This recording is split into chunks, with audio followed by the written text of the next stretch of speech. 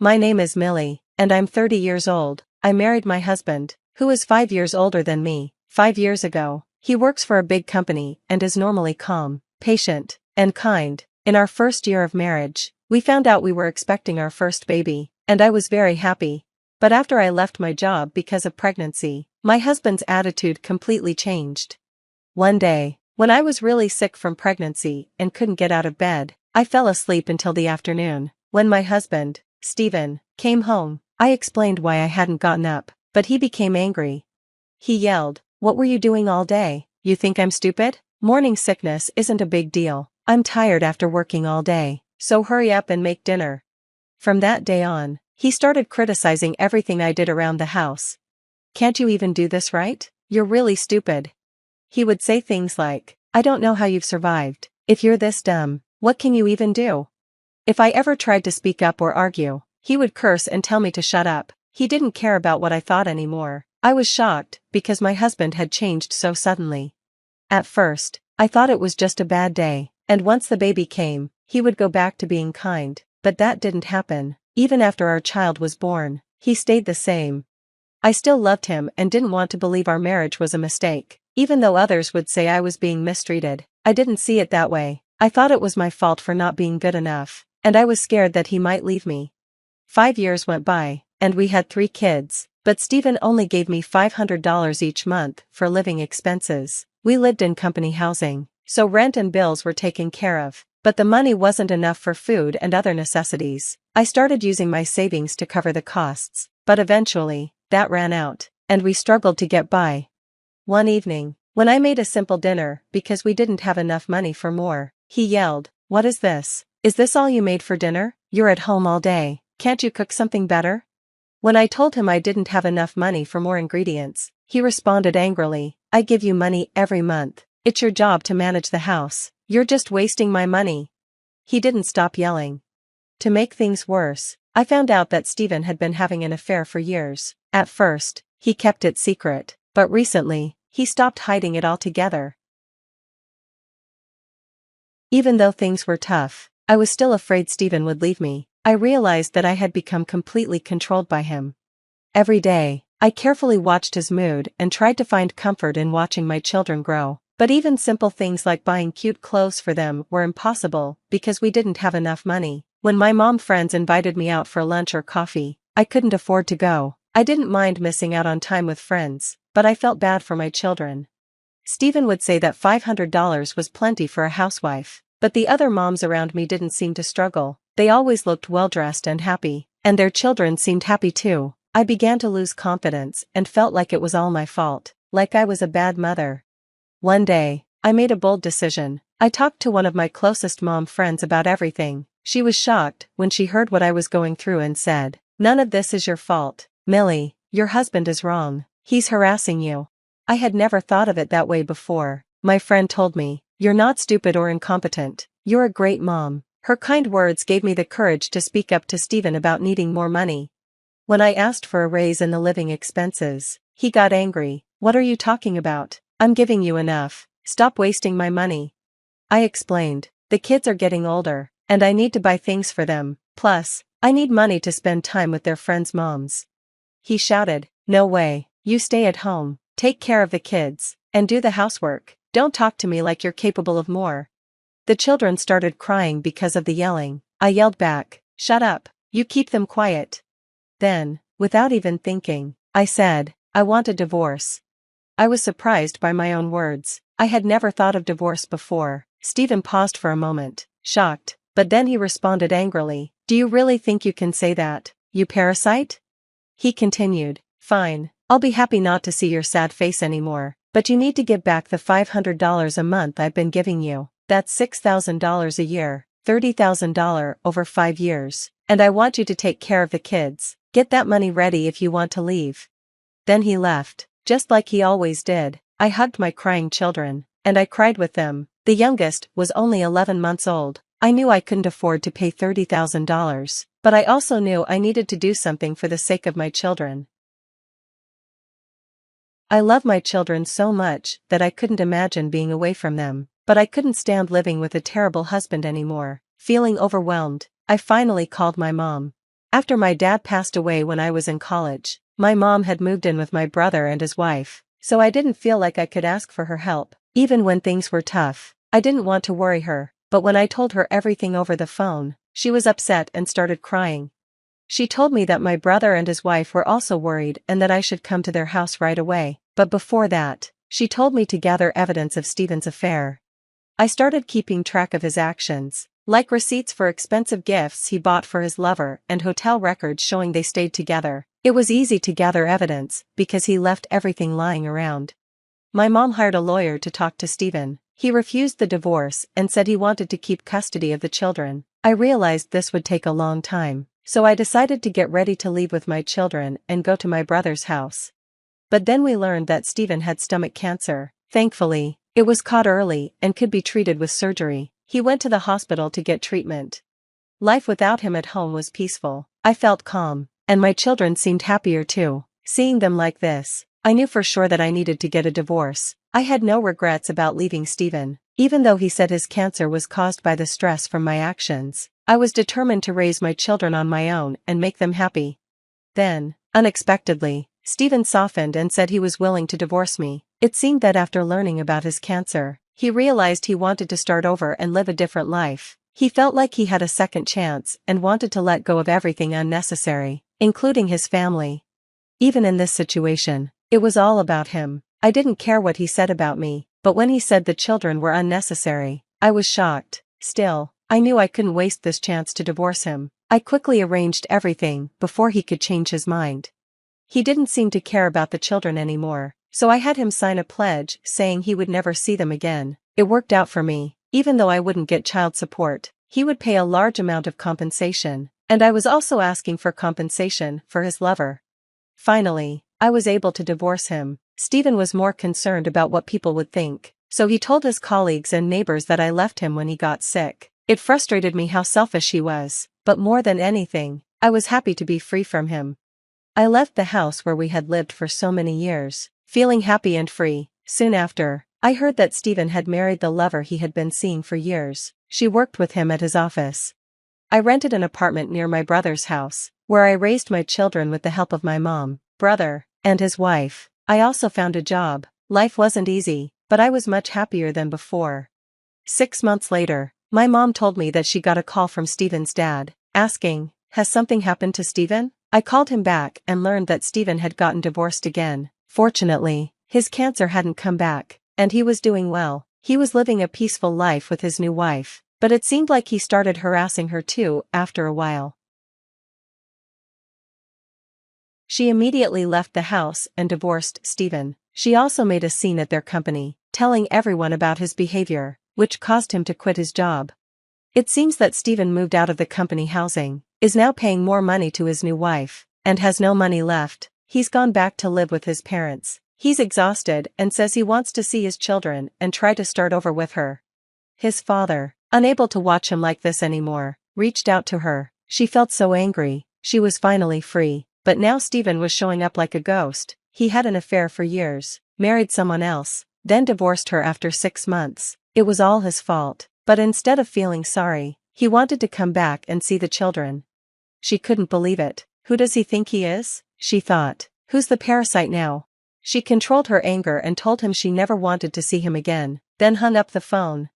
A few days later, on her way home from work, she found Steven waiting for her at a park near her house. He looked pale and exhausted. At first, she didn't even recognize him.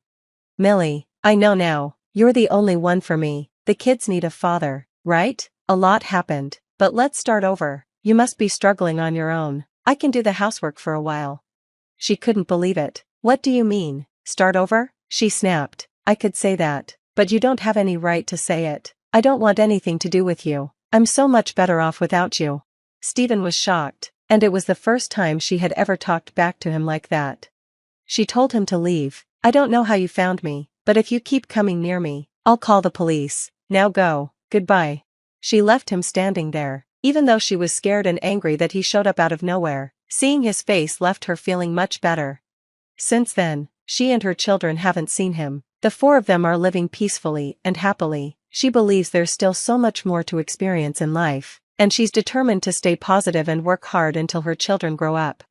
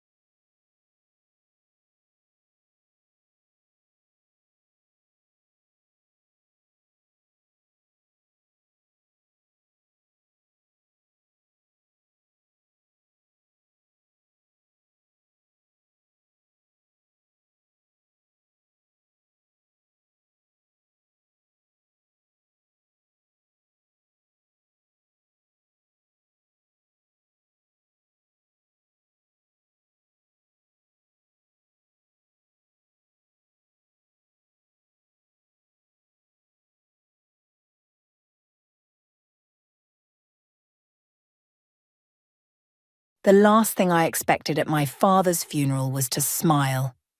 Yet there I stood, clutching a letter that would change everything, fighting back an inappropriate grin while my brother Sergio sobbed dramatically into our mother's shoulder. I'm Alice, and for 32 years, I've been the family disappointment, the shadow child, the one who could never quite measure up to precious Sergio's achievements. But today was different. Ms. Wilkinson? A tall man in a crisp suit approached me as the other mourners began filtering out of the cemetery. I'm Carson King, your father's attorney. We need to discuss the reading of the will. I nodded, already knowing what was coming. Dad might have ignored me in life, but in death he'd finally seen me. The next day we gathered in Carson's office. The leather chairs squeaked as Sergio shifted impatiently, while Mom sat rigid, her face a mask of careful composure. I kept my eyes fixed on the mahogany desk, remembering the last conversation I'd had with Dad. Alice, Carson began, clearing his throat. Your father made some significant changes to his will in his final months. Sergio leaned forward. Changes? What changes? I watched my brother's face as Carson continued reading. The colour drained from his cheeks when the attorney announced that the entire estate, the house, the business, everything had been left to me. This is impossible, Sergio exploded, jumping to his feet. Dad would never— Sit down, Mum snapped, her voice trembling. She turned to Carson. There must be some mistake. Wilson always intended for Sergio to inherit the business. He's been grooming him for years. The documentation is quite clear, Carson replied, sliding his glasses up his nose. Mr. Wilkinson was of sound mind when he made these changes. Everything has been left to Alice, including full control of Wilkinson Industries. My phone buzzed. A text from Luna. How's it going? Did they flip? I typed back quickly. Better than we planned. Stand by. I'll contest this, Sergio declared, pacing the office. Dad wasn't thinking clearly. Alice probably manipulated him somehow. She's always been jealous of me. I finally spoke up, my voice steady. Jealous? Of what exactly? Of being Dad's puppet? Of having every decision made for you? You ungrateful little, Mom started, but I cut her off. I'm not the same person you could dismiss anymore. I stood, smoothing my black dress. Dad saw something in me at the end. Something you all missed. What did you do to him? Sergio demanded, getting in my face. How did you convince him to change the will? I met his gaze calmly. I showed him my potential, something you never had to do because it was always handed to you. Carson cleared his throat. There's more. Mr. Wilkinson left a letter explaining his decision. My heart skipped. This I hadn't known about. Carson began reading. To my family. I've watched for years as we destroyed Alice's spirit, dismissed her achievements, and pushed her into the background. In my final months, I saw what she's built on her own, without our help or acknowledgement. She has the vision and strength to take Wilkinson Industries where it needs to go. Sergio, you were given everything and did nothing with it. Alice made something from nothing. She deserves this. Tears pricked at my eyes, but I blinked them away. Too little, too late, Dad. "This is ridiculous," Mom declared, standing. "We'll fight this. Come, Sergio." They stormed out, leaving me alone with Carson. He gathered the papers, looking at me thoughtfully. "They don't know, do they?" he asked quietly. "About your non-profit?" I shook my head. They never bothered to ask what I was doing with my life. They're about to find out. My phone buzzed again. Luna. "Meeting still on for tomorrow. The merger paperwork is ready." "Yes," I replied. Time to show them exactly what the family disappointment can do. Walking out of the office, I felt lighter than I had in years. Dad's final gift wasn't just the inheritance. It was the look on Sergio's face when he realized he wasn't untouchable anymore. The way Mom's carefully constructed world crumbled around her. I stepped into the sunshine, remembering all the family dinners where I was invisible, the achievements that went unacknowledged, the constant comparison to Sergio. They never saw me coming. They never saw me at all. But they would now. My phone rang. Luna again. "Well?" she asked when I answered. "Did the bomb drop?" I laughed, really laughed, for the first time in days. "Oh yes. And Luna? They have no idea what's coming next." "That's my girl," she said. "Ready to change the world?" I got into my car, starting the engine. Ready to show them exactly who Alice Wilkinson is. The game was on, and for once I held all the cards. Let them contest the will. Let them fight. They were about to learn that the daughter they underestimated had become the woman they should have feared. "You've been planning this for 3 years?" Luna set down her coffee cup, eyes wide. We were sitting in our usual corner of the small cafe where everything had started. "I knew you were working on something big, but this... 4 years, actually." I pulled out my laptop, showing her the spreadsheets and documents I'd carefully compiled. "Remember that night you found me crying here? How could I forget? You looked like you'd hit rock bottom." The memory was still crystal clear. I'd just left another disastrous family dinner where Sergio had announced his latest promotion, and Mom had spent the entire evening gushing about how he was following in Dad's footsteps. "What about your new project?" I'd asked during dessert. "The Women's Shelter Initiative." "Oh, honey," Mom had dismissed with a wave. "Leave the real business to your brother." I'd fled to this cafe, where Luna, a complete stranger then, had offered me a tissue and changed my life with 6 simple words. "Why don't you prove them wrong?" "Look at this," I said now, turning the laptop toward her. "The non-profit has already helped over 300 women start their own businesses. We're profitable, sustainable, and making real change." Luna scrolled through the figures, whistling low. "And your family never knew?" "They never asked." I took a sip of my Americano. "Dad found out, though, right at the end. That's when everything changed." My phone buzzed. A text from Margaret. "Sergio just showed up at the office, demanding to see the books." "Right on schedule," I muttered, typing back. "Follow the protocol we discussed." Luna raised an eyebrow. "Your brother's making his move. He's predictable. Always has been." I closed my laptop. "He thinks he'll find evidence that I manipulated Dad, but instead, he'll find a perfectly legitimate business that's more successful than anything he's ever done." Luna finished, grinning. My phone rang. Mom this time. I put it on speaker. "Alice, this has gone far enough," she started without preamble. "Your brother is devastated. How could you do this to your own family?" "I learned from the best, Mom. How many times did you and Dad devastate me?" "That's different. We were preparing you for the real world." "No," I countered. "You were breaking me down to keep me in my place. But guess what? I built myself back up." "Your father wasn't thinking clearly when he changed that will. We both know." "He was thinking clearly for the first time in his life," I cut in. "He saw what I built while you were all too busy praising Sergio for existing." The line went quiet for a moment. "What exactly did you build?" I laughed bitterly. "Now you want to know? After 4 years of not caring?" "Alice, check your email, Mom. I sent you everything 10 minutes ago. Maybe now you'll understand why Dad changed his mind." I hung up, hands shaking slightly. Luna reached across the table and squeezed my arm. "You okay?" "Better than okay."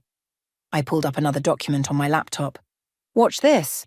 Sergio should be discovering right about now that he can't access any of the company accounts. You already changed the permissions? Carson helped me file the paperwork the moment the will was read. Sergio's executive access has been officially revoked. My phone buzzed again. An angry text from Sergio. What the hell did you do? The board won't even take my calls. That's because I met with them last week, I told Luna, smirking.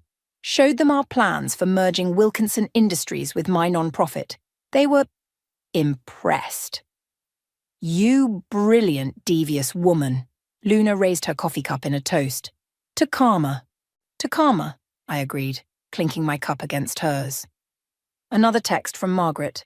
Sergio just left. He looked ready to explode. Should I send you the security footage? Save it, I replied. Might need it for the court case. You really think they'll sue? I'm counting on it. I showed Luna another document, because when they do, this all comes out in discovery.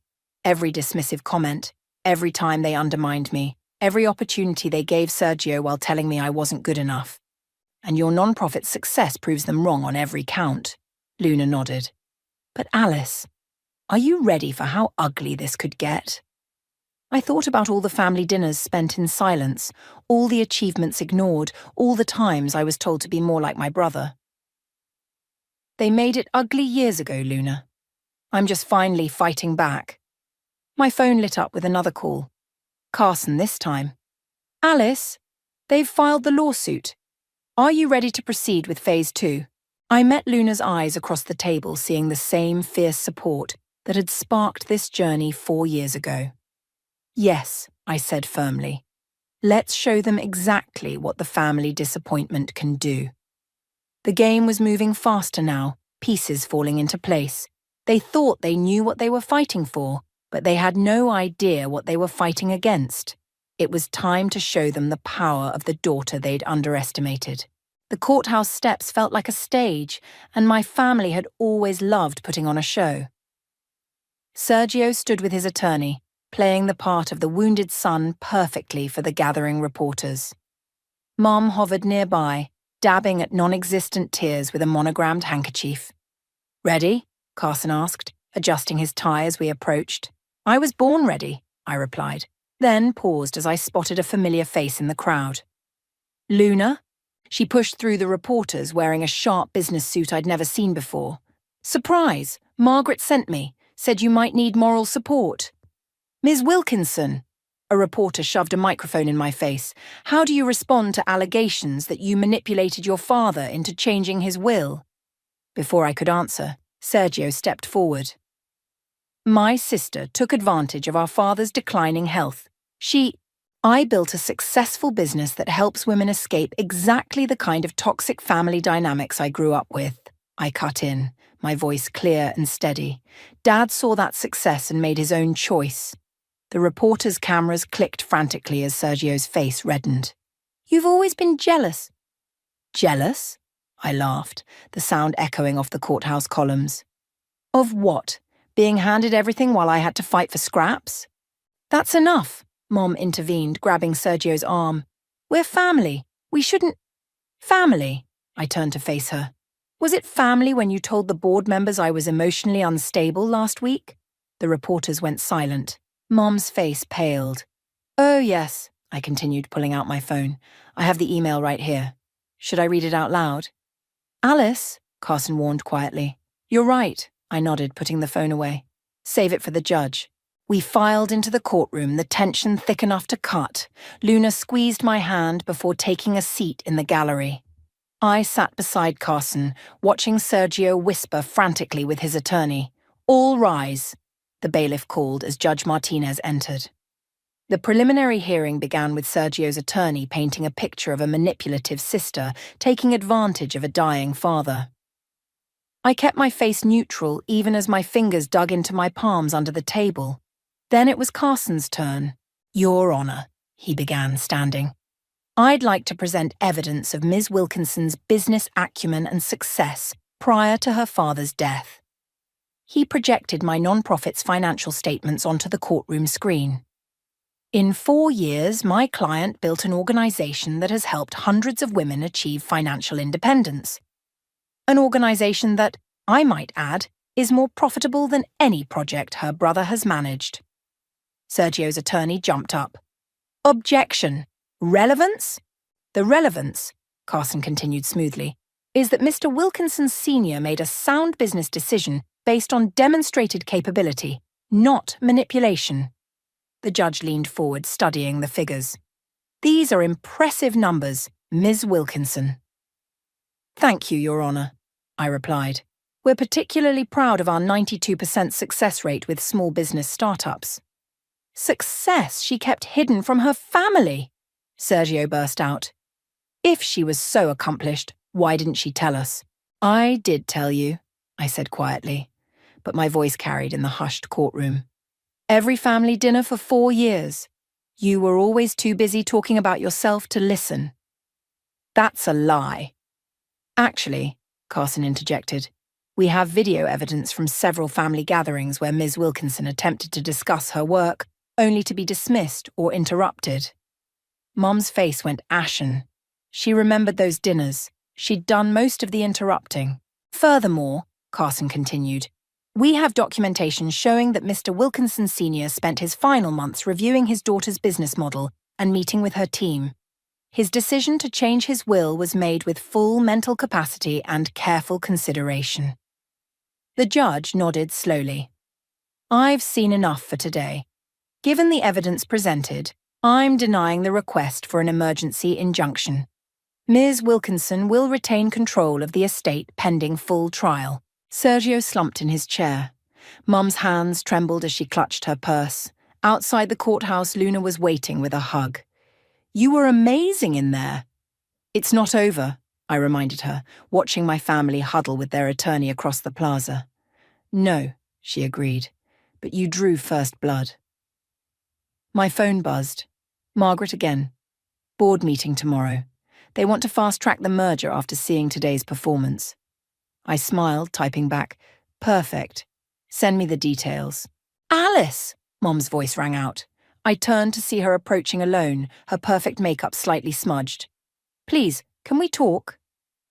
Now you want to talk? I asked, after trying to paint me as mentally unstable to the board. I was trying to protect our family.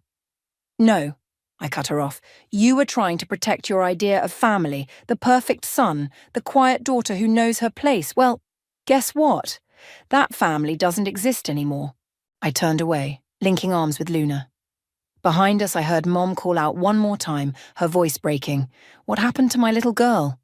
She grew up, I called back without turning around, and she learned how to fight back.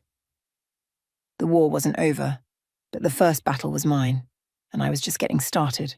The merger paperwork is ready, Margaret announced, spreading documents across the conference room table. Once you sign these, Wilkinson Industries officially becomes part of Women's Rise Foundation. I picked up the pen, then paused. Any word from Sergio's camp? Your brother's been calling board members non-stop, Margaret smirked. But after yesterday's court performance, no one's taking his calls. Luna burst into the room waving her phone. You need to see this. Sergio just went on LinkedIn. She showed me the post. Deeply saddened by my sister's hostile takeover of our family business. This betrayal of our father's legacy will not stand. Hostile takeover? I laughed. I literally inherited it. The comments are the best part, Luna scrolled down. Look how many people are calling him out. My phone buzzed. Mom again. Her 5th call today. This time I answered. What do you want? Your brother is drinking again, she said without preamble. This is destroying him, Alice. Is that what you wanted? What I wanted was a family that valued me, I replied. What I wanted was recognition for my achievements.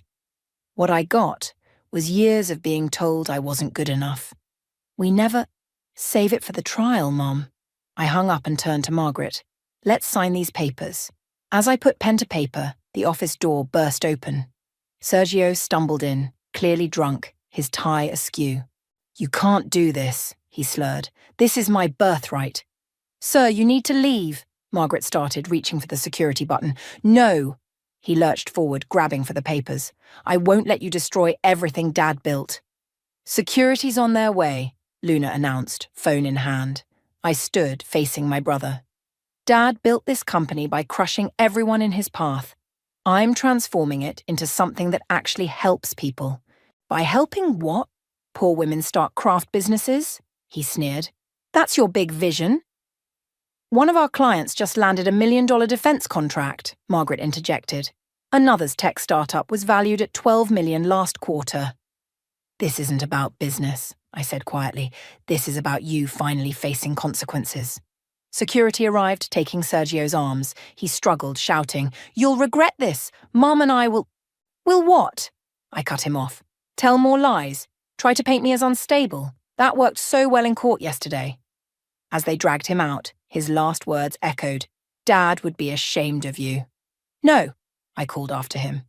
"Dad was finally proud of me. That's what's really killing you." Luna locked the door behind them. "Well, that was dramatic." "Get it on video?" I asked Margaret. She held up her phone, grinning. "Every second, including the part where he tried to physically stop a legal business transaction." I returned to the papers, signing the final page. "Send copies to the board, our attorneys, and the court. And, Margaret, make sure that video gets to Judge Martinez." "Already done." She gathered the documents. "Congratulations, boss. You now officially run both companies." My phone chimed with a text from Carson.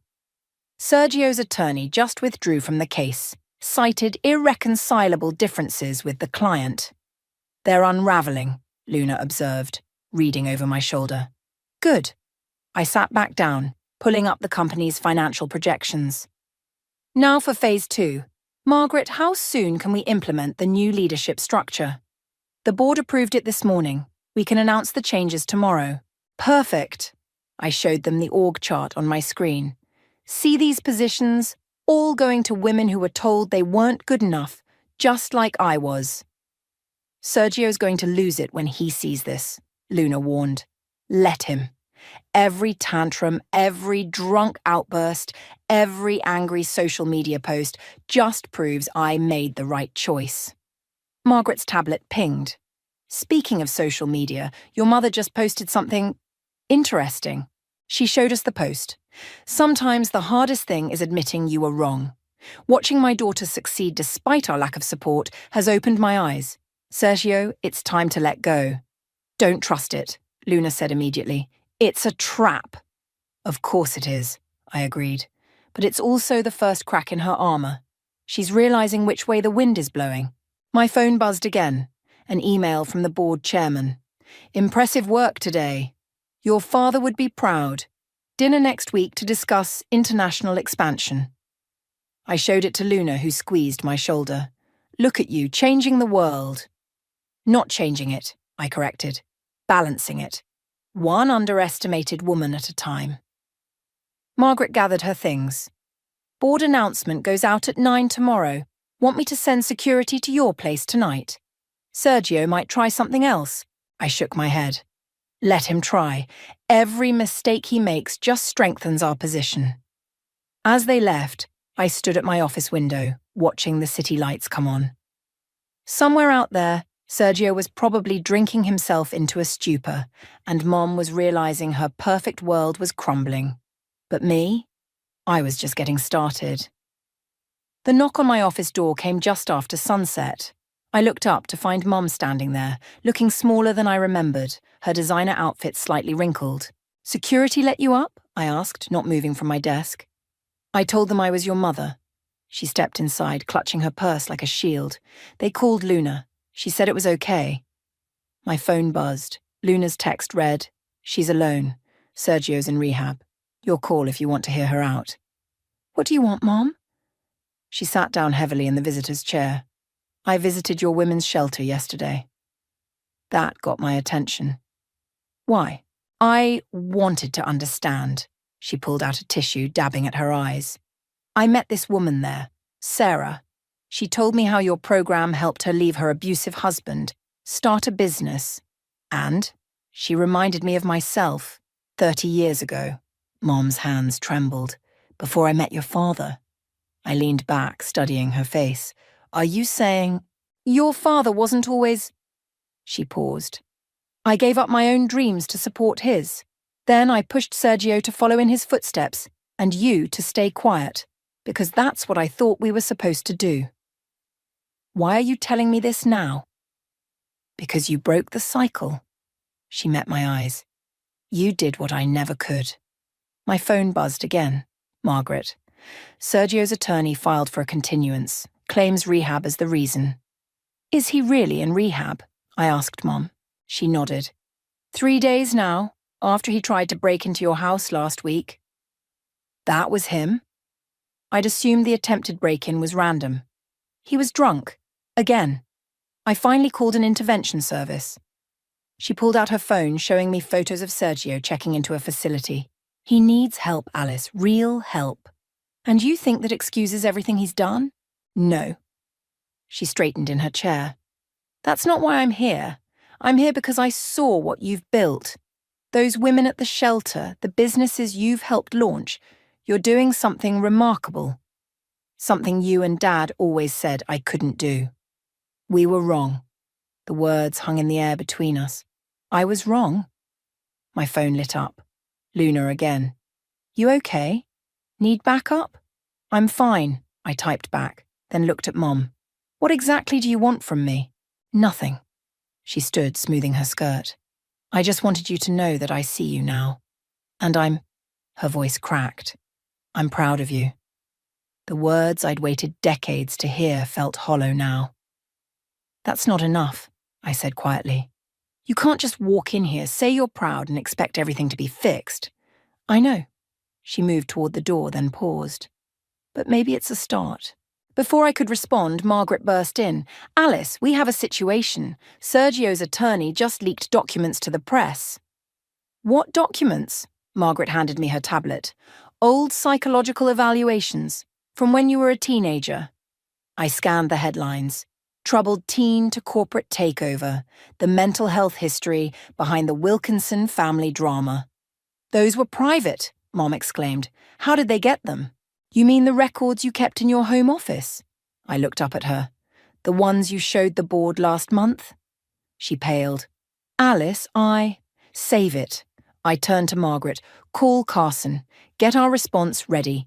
And contact every woman we've helped who's willing to speak to the press about their own mental health struggles and successes. Already on it, Margaret nodded. Luna's organising a press conference for tomorrow. Good. I faced Mom again. You should go.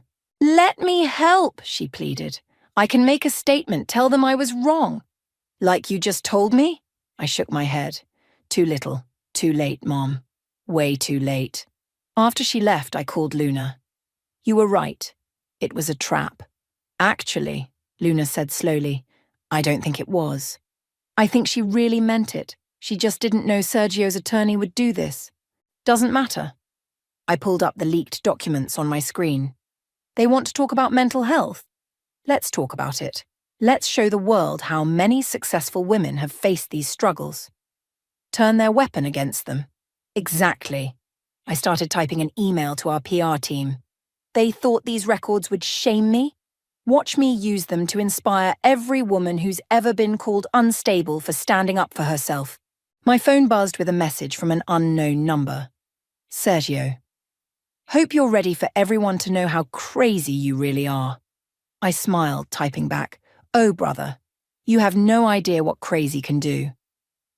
The game had changed, but the outcome wouldn't. They thought they could shame me with my past.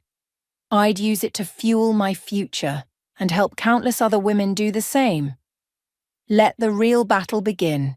The courtroom buzzed with energy as I took my seat. Behind me, dozens of women from our foundation filled the gallery, each wearing a purple ribbon, our symbol of resilience.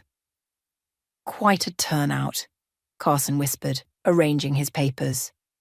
They're not just here for me, I replied, nodding toward the press section where reporters frantically typed on laptops. They're here to change the narrative. Sergio entered with his new attorney, looking haggard despite his expensive suit. 30 days of rehab had left him thinner, more subdued. Mom slipped in behind them, choosing a seat halfway between us. All rise, the bailiff called. Judge Martinez studied the packed courtroom before speaking. Given recent developments and media attention, I want to be clear. This is not a trial about mental health. This is about the validity of a will. Proceed. Sergio's attorney stood first. Your Honor, we intend to prove that Alice Wilkinson was mentally unfit to influence her father's decisions during his final months. Objection, Carson called. Counsel is attempting to stigmatize mental health struggles despite Miss Wilkinson's documented recovery and success. Sustained. Judge Martinez nodded. Counsel, proceed carefully. The attorney called his first witness. My old therapist, Dr. Roberts. Dr. Roberts, the attorney began, you treated Ms. Wilkinson for depression and anxiety in her teens, correct? I did, she replied calmly. And would you say she was unstable? Objection. Carson stood. Medical privacy. Your Honor, I interrupted, standing. I waive privacy concerns. Let her answer. The judge raised an eyebrow. Proceed. Dr. Roberts smiled slightly. Alice was a teenager struggling with an emotionally abusive family dynamic. Her responses were entirely normal given the circumstances. Normal? The attorney scoffed. She accused her family of favoritism, of undermining her. All of which has been proven true, Dr. Roberts cut in. In fact, I'm here voluntarily to support Alice. Her recovery and success are exactly what mental health professionals hope for. In the gallery, several women stood up, revealing their own purple ribbons. The message was clear. We've all been here. The attorney shifted tactics, calling Mom to the stand. Mrs. Wilkinson, describe your daughter's behavior in the months before your husband's death. Mom gripped the witness stand, looking first at Sergio, then at me. She was different. Different how? Stronger, Mom said quietly. More confident. She stopped letting us interrupt her at family dinners, started standing up for herself. Would you call that stable behavior given her history? Mom straightened her spine. I would call that healthy behavior given our history, the attorney stumbled. Mrs. Wilkinson, I'm supposed to tell the truth, Mom interrupted. The truth is, we're here because we couldn't handle seeing Alice succeed on her own terms. Sergio jumped up. Mom, what are you doing? Enough, she snapped. Look at yourself, Sergio. Look what fighting this has done to you, to us. The courtroom erupted in whispers. Judge Martinez banged her gavel. Order. Mrs. Wilkinson, continue. Mom turned to the judge. My husband changed his will because he finally saw what we'd done to our daughter, what I'd done. And he saw how she'd succeeded despite us. Your Honor, Sergio's attorney sputtered. I move to strike. Denied, Judge Martinez said. Continue, Mrs. Wilkinson. The night before he died, Mom's voice cracked, Wilson told me he was proud of Alice, that she had more business sense than any of us. I was too stubborn to listen then. I'm listening now. She turned to me, tears streaming. I'm so sorry, Alice, for everything. The gallery burst into applause. The judge banged her gavel again, but she was smiling. Given this testimony and the evidence presented, I'm prepared to rule, Judge Martinez announced. Unless the plaintiffs wish to withdraw their challenge. Sergio's attorney leaned in to whisper to him. After a moment, Sergio slumped in his chair. We withdraw the challenge, Your Honor. Very well. The judge looked at me. Ms. Wilkinson, the will stands. But more importantly, you've turned this case into something meaningful. Your foundation's mental health advocacy during this trial has been remarkable. As the courtroom cleared, Luna rushed forward to hug me. Behind her, women from the foundation gathered, many crying, all smiling. Mom approached hesitantly.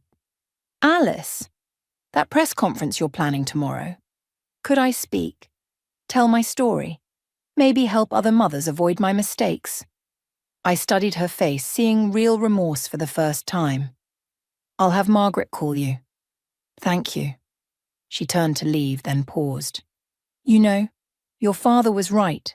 You did have more business sense than any of us. You just had more humanity too.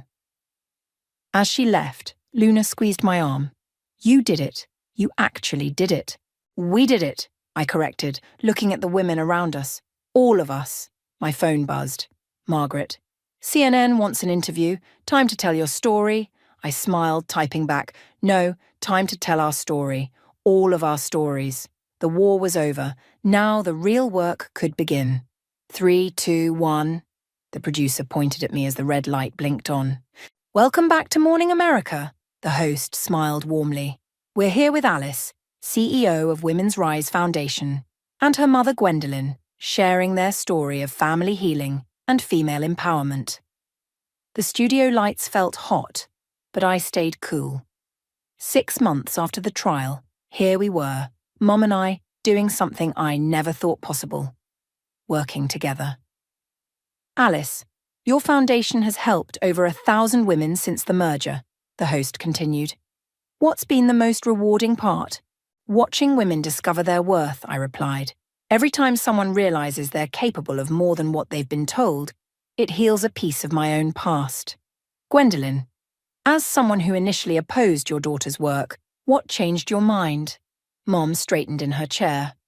I saw myself in the women she helps. I was that scared young woman once, giving up her dreams because I thought that's what women should do. And now you're running the foundation's mentorship program? Alice gave me a chance to make amends, Mom said, her voice steady. Not just with her, but with every woman I might have discouraged over the years. My phone vibrated in my pocket, probably Luna, watching from the office.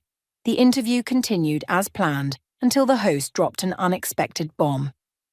Your brother Sergio recently announced his own non-profit. Any comments?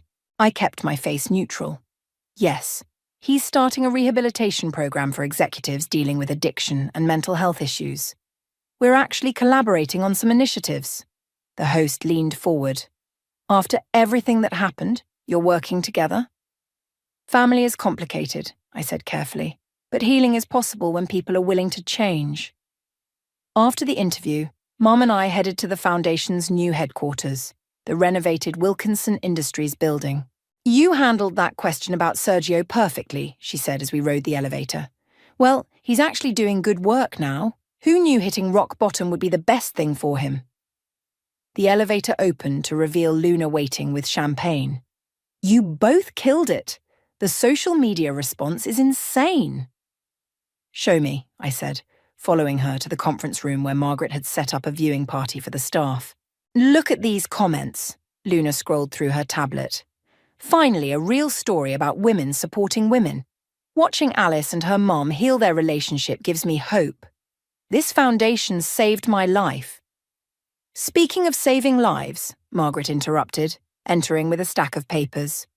The new domestic violence shelter proposal is ready for review, and Sergio's rehab center wants to partner on the mental health initiative. Mom touched my arm gently. I can handle the shelter proposal if you want to focus on the partnership with your brother. Look at you, being all executive, I teased. I learned from the best.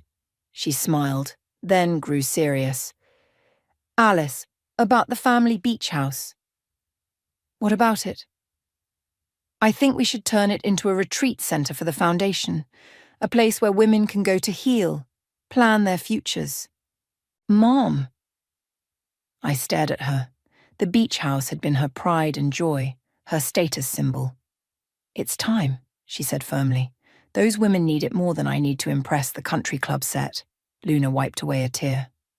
Okay, who are you? And what have you done with the real Gwendolyn? We all laughed, but Mom's eyes were serious. The real Gwendolyn was lost for a long time. Alice helped me find her again. My phone buzzed. Sergio this time. Saw the interview. You didn't have to mention my non-profit, but thanks. Lunch next week to discuss the partnership? Progress, Luna commented, reading over my shoulder. Baby steps, I agreed, typing back. Lunch works. Bring your proposal. Margaret cleared her throat. Not to interrupt the family healing, but we have that board meeting in 10 minutes. The international expansion plan. Right. I gathered my things, then turned to Mom. Coming. She blinked. You want me in the board meeting? You're running 2 of our biggest initiatives now. Of course I want you there. As we walked to the boardroom, Luna fell in step beside me. Remember that night in the cafe, when you were crying about your family never seeing you? Hard to forget. Look at you now. They don't just see you, they're following your lead. I watched Mom ahead of us, already discussing the shelter proposal with Margaret. Sometimes the best revenge isn't making people pay for their mistakes. It's showing them a better way, Luna finished. My phone buzzed one last time. A message from Sarah, one of our first success stories. Just landed my first $1 million contract. Thank you for showing me what was possible. I smiled, remembering all the times I'd been told what wasn't possible. Now here we were, redefining possible every day. Ready?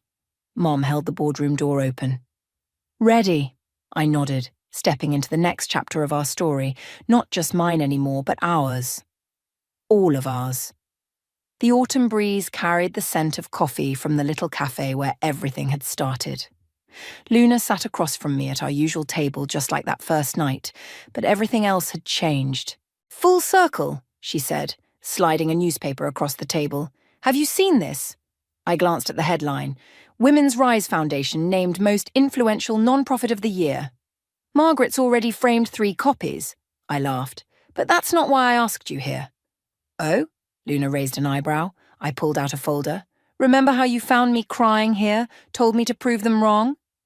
Best advice I ever gave. Well, I want to prove something else now. I opened the folder, revealing partnership papers. How would you like to be CEO? Luna choked on her coffee. What? I'm stepping down, I said. The foundation needs someone focused on growth. I need to focus on something else.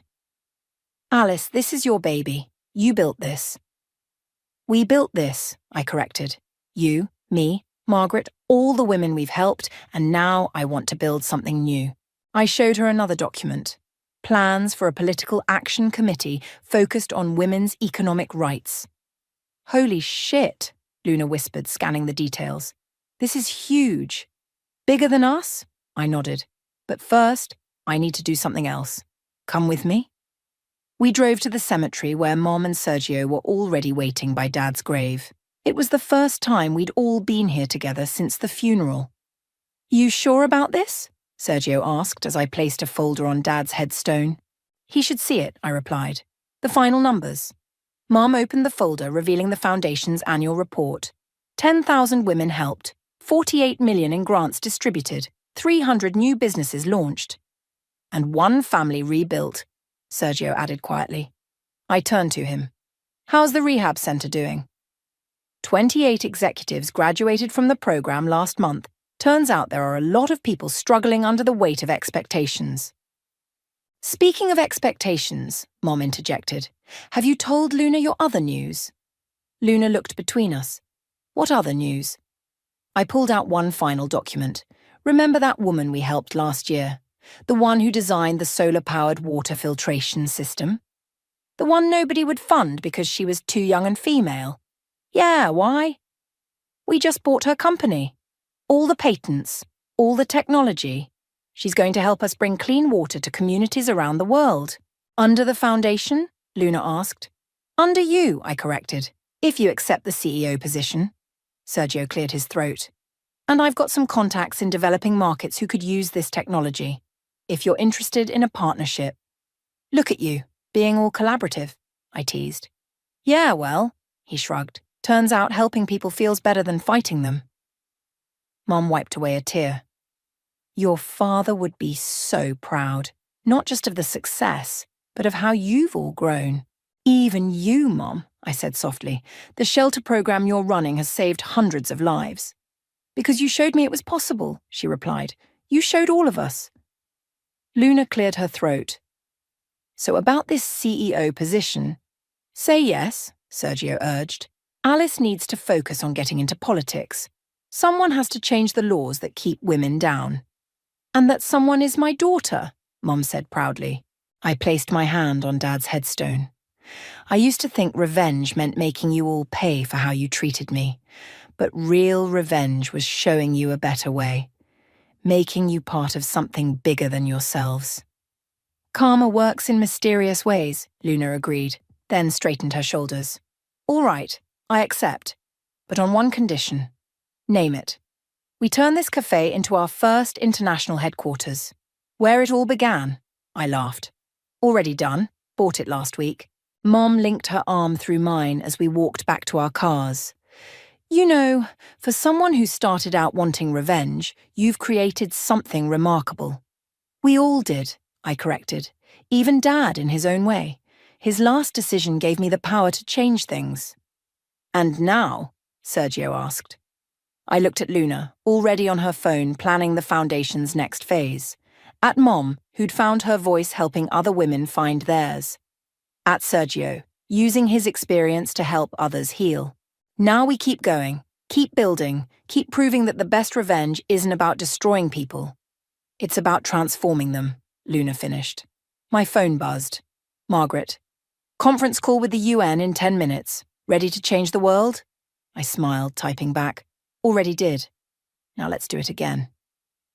Standing there with my once broken family, watching the sunset paint the sky in shades of possibility, I finally understood. Sometimes the greatest victory isn't in winning the battle. It's in changing the game entirely. The crystal chandelier cast shadows across Adele's perfect face as she looked down at me, her champagne glass tilted at that precise angle she'd perfected over years of charity galas. "Oh, sweetie," she said, loud enough for nearby relatives to hear. "It's so brave of you to keep pursuing your little art projects. I'm Avery, and I've spent 28 years being the other Powell sister. The one who didn't marry into old money. The one who paints murals in homeless shelters instead of hosting wine tastings. The one who apparently needed to be reminded of her place at every family gathering. My latest project was actually featured in the city's art walk," I said, forcing a smile. "Over 10,000 people saw it last weekend." Adele's perfectly manicured hand touched my shoulder. "That's nice, dear. Though I suppose any exposure is good exposure when you're starting out. Speaking of which, Patrick and I would love to help you with rent again this month." "I haven't needed your help in 2 years," I cut in, my cheeks burning. The grand ballroom of the Powell family estate suddenly felt suffocating. "My commissions more than cover my expenses." "Really?" Adele's eyebrows arched. "But Cadence mentioned seeing you at that discount grocery store." I spotted Cadence across the room, my best friend looking apologetic as she mouthed, "I'm sorry." She'd bumped into Adele at some society function last week, and clearly my sister had been fishing for information. "I shop there because they partner with local food banks," I said. "You know, the ones where I volunteer?" "Oh, darling, you're such a charity case." Adele laughed, that tinkling sound that always reminded me of breaking glass. Always trying to prove something. When will you accept that some of us are simply meant for greater things? The champagne in my glass trembled. 28 years of being diminished, dismissed, treated like some kind of cautionary tale. I watched Adele smoothing her $1,000 dress, and something inside me snapped. "You really think my life is so beneath you?" I asked quietly. "Well," Adele gestured vaguely at my thrift store cocktail dress, then switch with me. "I'm sorry, what?" "One day. You live my life, I'll live yours. Since mine is so simple and yours is so grand, it should be easy for you, right?" Adele's perfect smile faltered. "Don't be ridiculous." "What's ridiculous about it? Afraid you can't handle a day of honest work?" I stepped closer, lowering my voice. "Or maybe you're worried I'll do better in your world than you would in mine." "Is everything all right here?" Patrick appeared beside us, his hand settling on Adele's waist. "Your wife just called me a charity case," I said brightly. "So I suggested we swap lives for a day, you know, so she can see how the other half lives." Patrick's eyebrows shot up. "That's different." "It's absurd," Adele snapped. "Is it?" I pressed. "One day. You handle my shelter mural project. I'll take your lunch meeting with the hospital board. Unless you're scared." I saw it then, that flicker of pride that had always been Adele's weakness. The same pride that had driven her to outshine me at every turn since childhood. "Fine," she said suddenly. "Tomorrow. We'll swap schedules, duties, everything. And when I excel at your little painting project, Maybe you'll finally admit that some people are just naturally superior at everything they do. Perfect. I pulled out my phone. I'll text you the shelter's address. Be there at 7 a.m. Wear clothes you don't mind getting paint on. I turned to Patrick. And I assume you'll make sure she follows through? He nodded, looking more amused than concerned. I'll even drive her there myself. This is insane, Adele muttered, but I could see her mind already working, probably imagining how she'd prove herself better at my life than me. One more thing, I added. No backing out, no shortcuts. We both fully commit to living each other's lives for the entire day. Deal? Adele's eyes narrowed. Deal. As I walked away, Cadence fell into step beside me. Holy shit, she whispered. Are you really going through with this? I watched Adele across the room, already bragging to our cousins about how she'd show me up tomorrow. Yes, I said, a plan forming in my mind. It's time my sister learned what it really means to walk in someone else's shoes. And what about you? Are you ready to step into her world? I finished my champagne in one gulp. I've spent my whole life being told I'm not good enough for that world. Tomorrow, we'll see if that's true. The chandelier lights flickered overhead, casting new shadows across the ballroom floor. For the first time in years, I felt something other than resignation when looking at my sister. Tomorrow would change everything. I just didn't know yet how much. You can't seriously expect me to wear this, Adele said, holding up my paint-splattered overalls like they might bite her. We stood in my small apartment's living room at 6:30 a.m., Cadence watching from my worn leather couch with poorly concealed amusement. Those are my work clothes, I said, already dressed in one of Adele's designer suits that she'd brought over. The shelter kids helped paint them last month. They're practically a badge of honor. They're practically a health hazard. But Adele disappeared into my bathroom to change, her heels clicking on the hardwood floors. Cadence leaned forward. Are you sure about this? She could really mess things up at the shelter. That's exactly what I'm counting on, I whispered back. Sometimes you have to hit rock bottom before you can see the light. Adele emerged, tugging at the overalls. This is degrading. Here's your schedule, I said, handing her a notebook. The shelter expects you at 7 a.m. sharp. You'll be working with 6 teenagers to complete the ocean mural in the dining area. Their names and preferred colors are listed there. I haven't painted since elementary school. Then today will be educational. I smoothed down my borrowed silk blouse. Meanwhile, I have your 9 a.m. hospital board meeting, followed by lunch with Margaret at LeBlanc, and the afternoon charity committee meeting at the country club. The hospital board is voting on the new children's wing budget, Adele said sharply. You can't possibly handle it? I raised an eyebrow. Like you can't possibly handle painting with homeless teens. Funny how that works. Patrick cleared his throat from the doorway. I've got the car running. We should go if we're going to make it by 7. One more thing, I said, pulling out my phone. We document everything. Photos, videos, whatever it takes to prove we're actually doing this. No cheating. Fine. Adele grabbed her phone. But when this is over, you'll never question my capabilities again. That's the idea, I murmured. After they left, Cadence turned to me. Okay, spill. What's your real plan here? I checked my makeup in the mirror, making sure I looked the part of a society wife. Adele thinks she can breeze in there and prove she's better than everyone, including the shelter kids. But Gus will be there today. Gus? The one who ran away from his wealthy family after they rejected him for being gay. The one who understands exactly what it means to be dismissed by people like my sister. I smiled. He's also our most talented artist. You're evil, Cadence grinned. Brilliant, but evil. I learned from the best. Adele's spent years orchestrating situations to make me look bad. Time for a taste of her own medicine. I checked my watch. I should go. The hospital board won't wait. And you're sure you can handle that? I pulled out a folder. What Adele doesn't know is that I've been volunteering at that hospital for months. The night shift nurses have told me everything about the budget issues. Plus, I have something she doesn't. What's that? I actually care about the people this will affect. I grabbed my borrowed designer bag. Watch the shelter's security cameras if you can.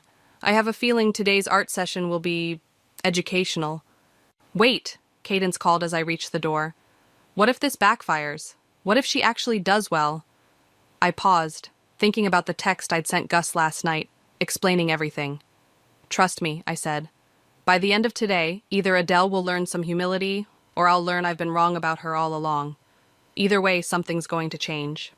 And the hospital board? The charity committee? You know what the difference is between painting a mural and playing society politics? I asked, checking my reflection one last time. With a mural, at least you can see the mess you're making. These people hide their mess behind designer labels and fake smiles, but mess is mess, and I've gotten pretty good at cleaning those up. My phone buzzed. A message from Gus. She's here, looking like she'd rather eat glass than touch a paintbrush. This should be fun. I smiled, typing back, remember the plan. Let her think she's in control until she isn't. You're enjoying this too much, Cadence said, reading over my shoulder.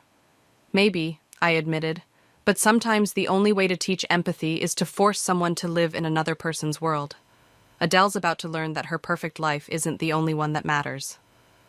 I headed out, my borrowed heels clicking against the pavement, already imagining Adele facing her first real challenge at the shelter. My phone buzzed again. A photo from Gus showing my sister staring in horror at a wall of paint supplies. Game on, sis, I muttered, sliding into my Uber. Let's see who really can't handle whose life. The city stretched out before me, a maze of high-rises and hidden alleys, of penthouses and shelters. Somewhere in there, my sister was about to learn what it meant to truly see people. And I was about to learn if I could beat her at her own game. Either way, by sunset, nothing would be the same. The texts from Gus kept coming as I sat through the hospital board meeting. Each one was better than the last. She tried to delegate painting to a 12-year-old. Kid told her that's not how it works. She just complained about the paint fumes, wearing the mask wrong. OMG, she just asked if we have a cappuccino machine. I forced myself to focus on the budget presentation, but my mind kept drifting to the shelter.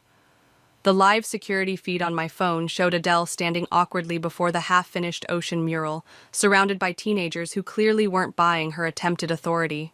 Mrs. Gray, the board chairman's voice snapped me back to attention. Your thoughts on the proposed budget cuts to the children's wing? I straightened in my chair, channeling every ounce of Adele's confidence. Actually, I've been reviewing the numbers, and I believe we're approaching this from the wrong angle. The chairman's eyebrows rose. I pulled out the documents I'd prepared, thanking those late-night conversations with the nurses. Instead of cutting services, we should be looking at administrative redundancies. For example, I launched into my presentation, watching faces shift from skepticism to interest. My phone buzzed again. This time it was a video from Gus. I simply don't understand. Adele's voice rang clear through the shelter's dining hall.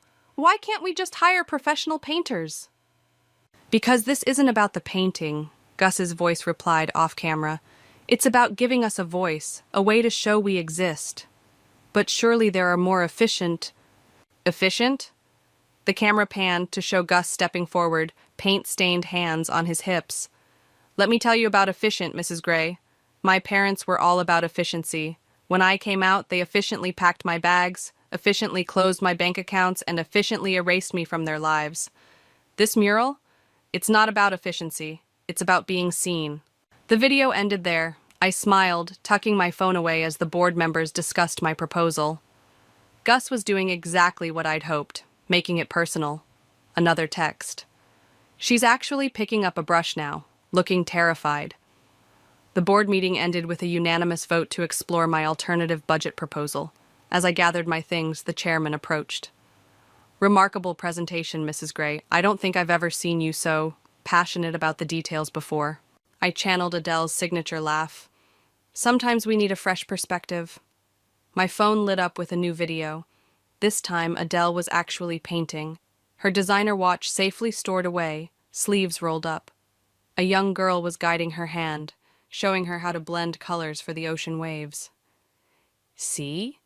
The girl was saying. It's like makeup. You gotta blend it just right.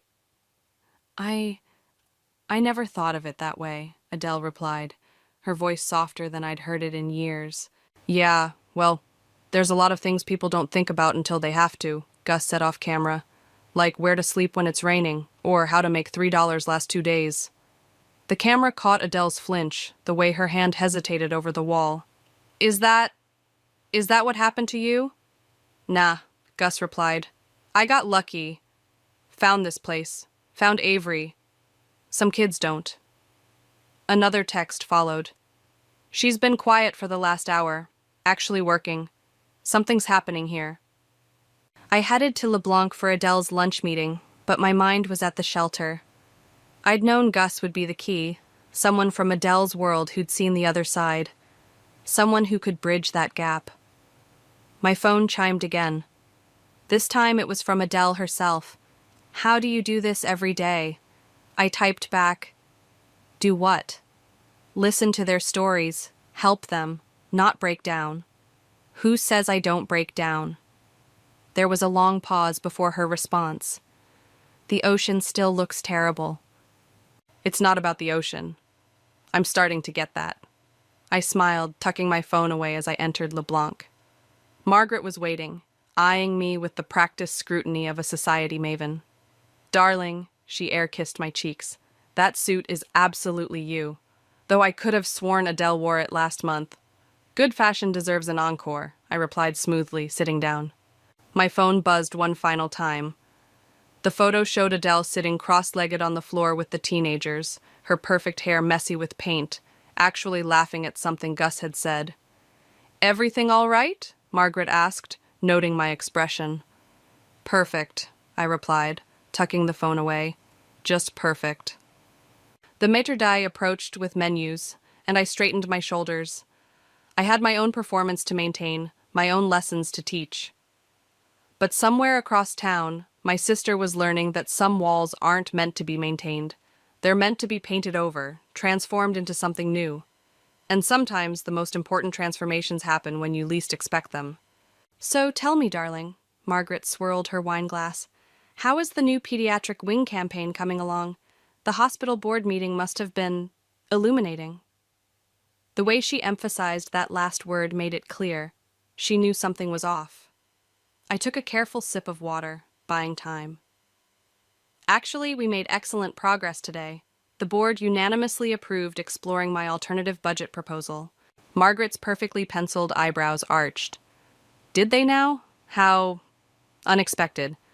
Especially since you've opposed every change to the existing structure for the past 2 years.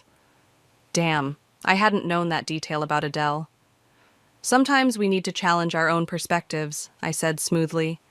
Speaking of which, how's your son doing at his new school? Margaret's face tightened. Direct hit. Cadence had mentioned her son's recent expulsion was a sore subject. Let's not discuss Thomas, she said curtly. I'm more interested in why you're suddenly channeling your sister's bleeding heart approach to charity. My phone buzzed, another text from Gus. Your sister just shared her lunch with kids. Actual tears when one told her about sleeping in the park. Everything all right? Margaret asked, eyeing my phone. You seem distracted. Just checking on a project, I replied, tucking the phone away. You know how it is. Always something requiring attention. Indeed. Margaret leaned forward, her voice dropping. Like the attention you're drawing to yourself today, the board members are already talking. Since when does Adele Gray care about administrative efficiency? Perhaps you don't know me as well as you think. Oh, but I do. Her smile turned predatory. Just as I know that's your sister's Valentino suit from last month's charity gala. The same sister who's currently finger painting with homeless children instead of attending her regular Wednesday art committee meeting. My stomach dropped. Of course, the art committee. I'd missed it in Adele's schedule. So, Margaret continued, would you like to explain what game you're playing, Avery, or should I make a few calls and let everyone know about this little experiment? I set down my fork, meeting her gaze. Go ahead. Call them. Tell them how the less accomplished sister managed to get the board to unanimously approve a budget proposal that Adele's been fighting for 2 years. Tell them how the charity case is sitting here in LeBlanc, holding her own. I'm sure that won't reflect poorly on Adele at all. Margaret's smile faltered. My phone buzzed again. This time it was a photo from Patrick, Adele sitting in a circle with the shelter kids, her designer watch replaced by paint-stained hands, actually listening as they talked. I turned the phone to show Margaret. Or tell them about this. About how Adele's finally seeing the people she claims to help through all those charity galas. I'm sure the society pages would love that story. You're blackmailing me? I'm offering you a choice. You can expose us and watch both your friend's reputation and your own social standing take a hit. Or... I paused, channeling every ounce of Adele's confidence. You can help me make this mean something. Make what mean something? Change. Real change. Not just writing checks at galas, but actually seeing the people we claim to help. Like your son. Wouldn't it be nice if someone had really seen him, understood him, before things got so bad? Margaret's hand trembled slightly as she reached for her wine. You're not at all what I expected, she said finally. Neither are the kids at the shelter. Neither is Adele, apparently. I showed her another incoming photo, my sister helping a teenage girl mix colors, both of them laughing. What do you want from me? Support. When this day is over, things are going to change. I need someone in Adele's circle who understands why. Margaret studied me for a long moment, then nodded slowly. You know, I always wondered why Adele spoke about you with such defensiveness. Now I understand. You're what she could have been, if she hadn't been so afraid of disappointing everyone. She's learning, I said, as another text came in. She's asking about funding art therapy programs. Think we broke her. Margaret raised her glass. To seeing people clearly. I clinked my water glass against her wine. To second chances. And Avery? She caught my arm as I stood to leave. The next time you want to infiltrate our world, remember, Adele never orders water at lunch. Always Chablis. I laughed. I'll keep that in mind. As I headed to the next meeting on Adele's schedule, my phone lit up with a message from my sister. I think I understand now. Why you do this. Why it matters. I typed back. Keep painting. We're not done yet. The afternoon sun caught the buildings downtown, turning the windows into mirrors. Somewhere in there, Adele was learning to see past her own reflection. And here I was, wearing her life like a borrowed coat, finding it fit better than anyone had expected. The day wasn't over, but already the cracks in our carefully constructed worlds were starting to show. And through those cracks, something new was beginning to shine. The charity committee meeting was winding down when Gus's most explosive text arrived. Your sister just wrote a personal check for art supplies, and she's crying in the supply closet. Everything all right, Mrs. Gray? Asked the committee chairwoman as I fumbled with my phone. Actually, no, I said, standing up. I need to go check on something at the shelter. The homeless shelter? Someone tittered. Whatever for. I thought of all the times I'd heard that same dismissive tone from Adele. Because some things matter more than table arrangements for the spring gala. Leaving them whispering behind me, I grabbed an Uber to the shelter. The scene I walked into stopped me in my tracks. Adele sat on the floor, surrounded by teenagers and paint supplies, her designer blouse stained with blues and greens. Her perfect hair was tied back in a messy ponytail, and her eyes were red-rimmed. You can't live in your car, she was saying to a young girl. Not in this weather. There has to be another option. Like what? The girl asked. The waiting list for beds here is 3 months long. Then we'll find you somewhere else. I know people, I can... Adele looked up and saw me. Avery, thank God, I need your help. Mrs. Gray's been telling us about your fancy parties, Gus said, shooting me a knowing look. About how much money gets spent on centerpieces. $10,000, Adele whispered, for flowers that die in a day, while Sarah's been sleeping in her car for 2 weeks. I sat down beside them, careful not to get paint on my borrowed suit.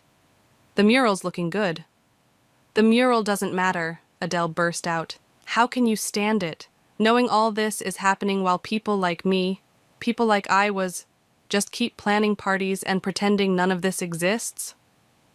Because sometimes, I said quietly, the only way to change things is to work from both sides. Sarah, the girl living in her car, looked between us. Are you two having some kind of rich people crisis? Gus snorted. They're sisters, doing some kind of life swap thing. Wait, Sarah said. So you're the one who usually does this? She pointed at me. And you're the fancy one? She turned to Adele. I'm the one who's been an idiot, Adele said, wiping her eyes. God, Avery, how do you do this? How do you hear these stories and not just break? Who says I don't? I picked up a paintbrush. But breaking isn't always bad. Sometimes you need to break before you can rebuild something better. Like this wall? Sarah gestured to the mural. Because, no offense, but that whale looks kind of drunk. It's abstract, Adele said defensively, then laughed. A real laugh, not her usual society tinkle. Okay, it's terrible, but I'm learning. Yeah, Gus said. You are. My phone buzzed. Margaret. The committee is in an uproar over your exit. Also, I may have mentioned Thomas is interested in art therapy now. Funny how things work out. Speaking of learning, I said, how would you feel about expanding the art program here? Maybe with some professional instruction? Yes, Adele said immediately. God, yes. These kids have so much talent, they just need resources and… She stopped, realization dawning. This was your plan all along, wasn't it?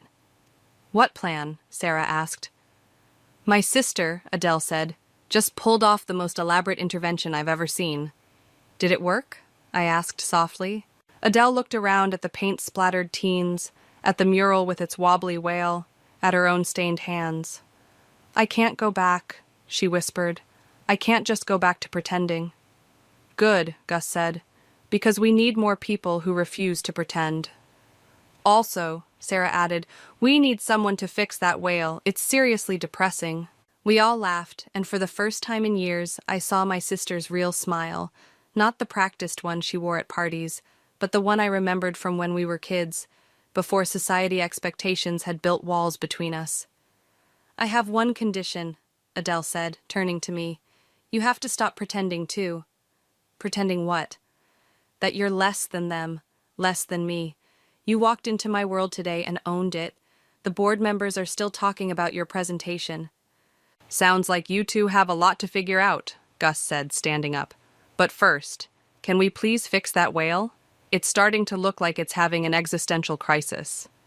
Just like its painter, Adele murmured, reaching for a brush. But maybe that's not such a bad thing.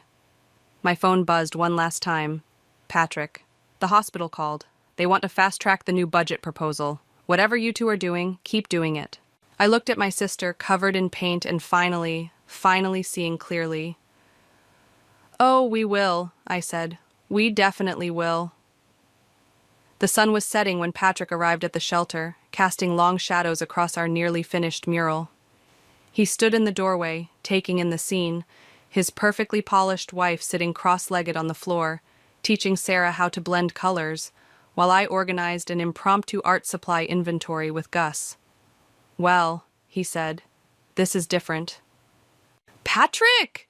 Adele jumped up, then seemed to remember her paint-covered state. I'm sorry, I'm a mess. You're beautiful, he said quietly. I haven't seen you this alive in years. She stopped, paint-stained hands frozen mid-gesture. I've been making calls about Sarah's situation and the other kids. Did you know the waiting list for beds here is 3 months long? I didn't. Patrick looked around the room. But something tells me I'm about to learn a lot more about it. We need to do something, Adele said. Not just throw money at it, but actually do something. Like what? Like this, she gestured to the mural. Art therapy programs, job training, real support, not just charity galas where we congratulate ourselves for writing checks. Patrick turned to me. And you? How was your day in our world? Educational, I said.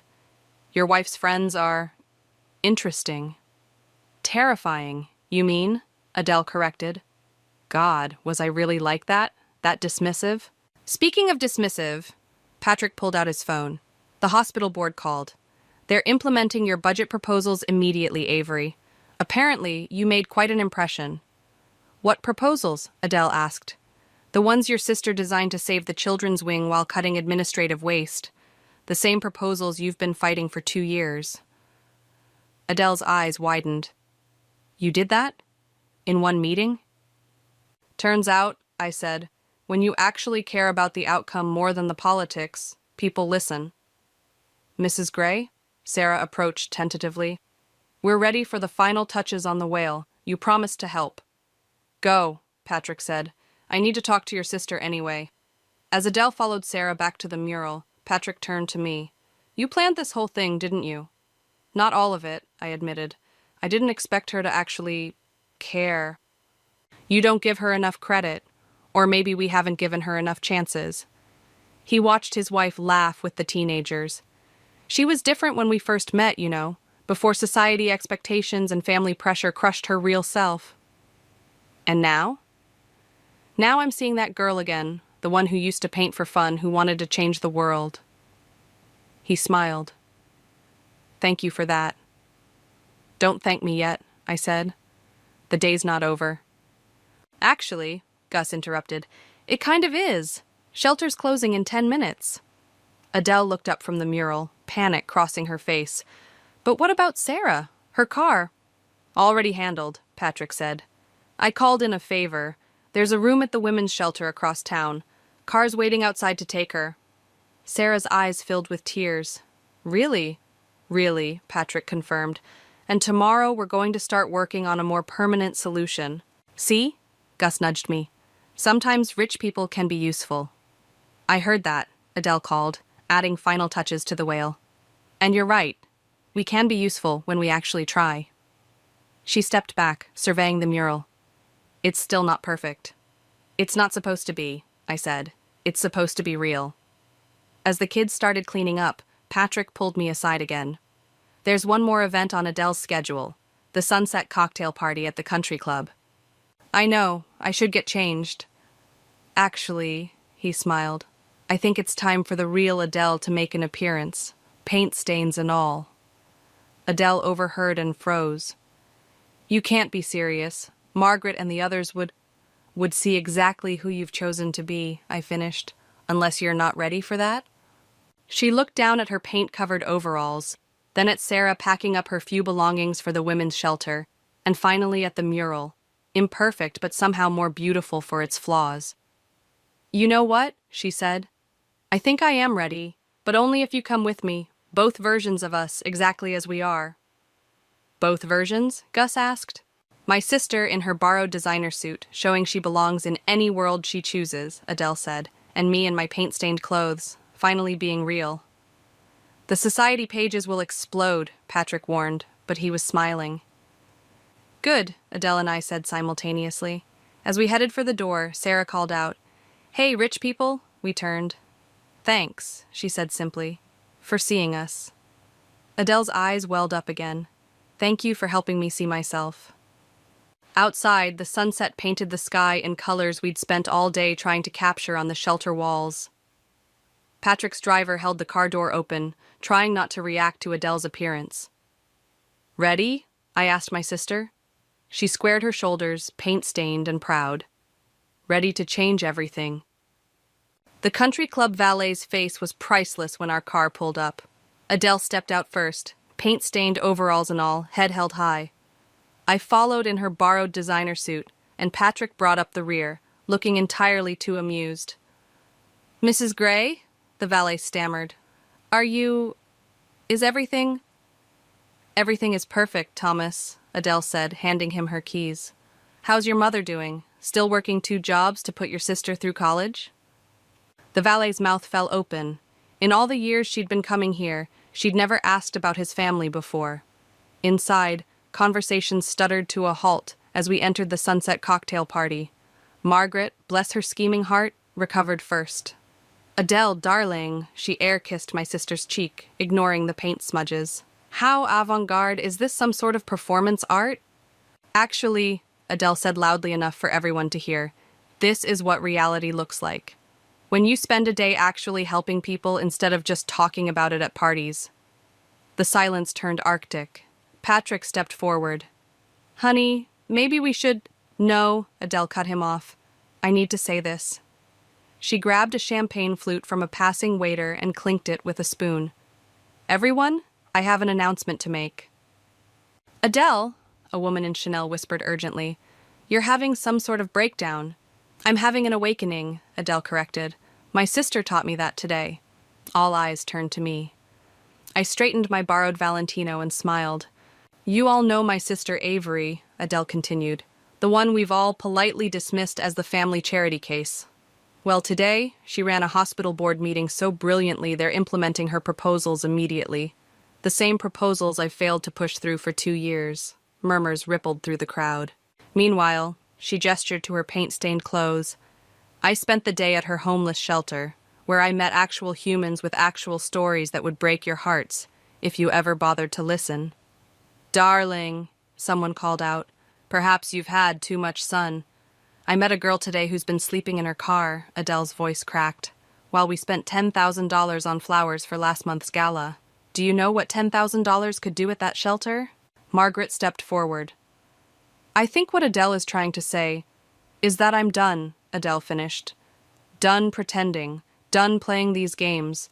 My sister showed me what real impact looks like, and I can't go back to this performance. The crowd shifted uncomfortably. I saw phones being pulled out, society gossip already spreading. So here's my proposal, Adele raised her glass. Instead of next month's gala, we're having an art show, featuring works by the shelter's residents, and every penny goes directly to expanding their programs. You can't be serious, someone scoffed. Watch me. Adele's voice was steel. And if you don't like it, you can find another charity chair. One who's better at pretending none of this matters. Patrick cleared his throat. I'll match whatever we raise, dollar for dollar. As will I, Margaret added, shooting me a wink. The crowd buzzed. Money talked, even if the message made them uncomfortable. One more thing, Adele said. Avery, the hospital board wants you to join permanently, as my replacement. What? I nearly dropped my drink. You earned it, just like I need to earn my place in your world if you'll let me. Our worlds, I corrected. No more divisions. Adele smiled, paint flaking from her cheek. No more divisions. The party dissolved into chaos after that, half the guests fleeing in scandal, the other half clustering around to hear more about the art show plans. Through it all, Adele stood firm, answering questions about the shelter with newfound authority. Well played, Margaret murmured, appearing at my elbow. Though I suspect this wasn't quite what you planned. Not even close, I admitted. I thought she'd break, but I never expected her to. Become real? Margaret smiled. Sometimes the best revenge is giving someone the chance to be their true self. My phone buzzed, a text from Gus. Sarah's settled at the women's shelter. They have an art therapy program. She's already asking about teaching others. I showed the message to Adele, who immediately teared up again. You know, she said, I always thought you were trying to embarrass the family with your charity work. I never realized you were trying to save it. Not save, I corrected. Transform. Mission accomplished, Patrick said, watching as his wife enthusiastically described the shelter's needs to a wealthy donor. The sunset painted the country club windows gold, not unlike the shelter's walls. 2 worlds, finally merging into something new. Something real. Ready to go home? I asked Adele. She looked down at her paint-stained clothes, then at the glittering crowd, and smiled. I think I finally am. The morning sun streamed through the shelter's windows as I added the final touches to our newest mural. This one featured a phoenix rising from city buildings, its wings spanning the entire wall. The symbolism's a bit on the nose, don't you think? Adele said, walking in with 2 coffee cups. She handed me one, careful not to drip on her paint-splattered designer overalls, a custom-made set she'd ordered after ruining mine. Says the woman who showed up to the hospital board meeting in a Valentino paint smock. That was different, she protested. I was making a statement. And what a statement it was. I stepped back to survey the mural. Though not as powerful as the donors' faces when Sarah presented her art therapy proposal. That girl's going places, Adele said proudly. The foundation already approved her pilot program for 3 more shelters. The foundation, Adele's latest project, born from that day we switched lives. She'd transformed her society connections into actual change, while I'd learned to navigate boardrooms without losing my soul. Speaking of going places, I nodded toward the door where Gus stood, dressed in a crisp new suit. Ready for your first day of work, Mr. Program Director? Don't remind me, he groaned. I still can't believe you 2 talked me into this. You talked yourself into it, Adele corrected. We just provided the funding. And the suit, I added. And the office, Adele chimed in. And the... Okay, Gus laughed. I get it. You're both terrible influences. Patrick appeared behind him carrying boxes of art supplies. The terrible influences who just got city approval for the youth housing project. Really? I turned to Adele. You didn't tell me. I wanted to surprise you, she said. Consider it payback for all your surprises. Does this mean I have to switch lives with you again? God, no, she shuddered. Once was enough. Though, she looked around the shelter's transformed space. Maybe we needed that once. Sarah burst through the door, waving a paper. I got in. The art therapy certification program, they accepted me. Adele rushed to hug her, not caring about the paint transfer. Of course they did. Did you show them your portfolio? The one with the drunk whale? Never. Hey, Adele protested. That whale had character. That whale had issues, Gus corrected. Just like we all did. Patrick checked his watch. Ladies, the press conference starts in an hour. Should we head over? Ah, yes, the press conference. Where we'd announce the merger of Adele's foundation with my shelter programs, creating something entirely new, something real. Just let me change first, Adele said. Don't you dare, I warned. Paint-stained overalls or nothing. Fine, she sighed dramatically, but you have to wear the Valentino. Deal. As the others headed out, Adele held me back. You know, I never thanked you properly. For what? Humiliating you? Forcing you to paint badly? Making you cry in a supply closet? For seeing me, she said quietly. The real me, buried under all that pretense. For giving me a chance to be more than what everyone expected. You did the same for me, I pointed out. All those society doors that were closed? You didn't just open them, you knocked them down. We make a good team. A terrifying team, according to Margaret. Margaret's just mad because we're actually getting things done instead of just talking about it at parties. Through the window, we could see Sarah showing Gus her acceptance letter, Patrick beaming proudly, and a group of teens starting work on a new mural section. You know what the best revenge is? I asked. Living well? No, I smiled. It's watching the person who hurt you become better because of what you did. Watching them grow into someone you're proud to know. Even if that person was a stuck-up, pretentious, society-obsessed big sister. Especially then. Adele linked her arm through mine. Come on, let's go scandalize some reporters with our paint-stained solidarity. As we walked out into the sunshine, I thought about that day that changed everything. About broken walls and painted whales, about sisters and second chances, about revenge that turned into redemption. Ready? Adele asked at the car. I looked at my sister, really looked at her, paint in her hair, determination in her eyes, and not a trace of that society mask she used to wear. Ready, I said, because sometimes the best endings aren't endings at all. They're beginnings in disguise, painted in colors we never knew we had, telling stories we never knew we could tell.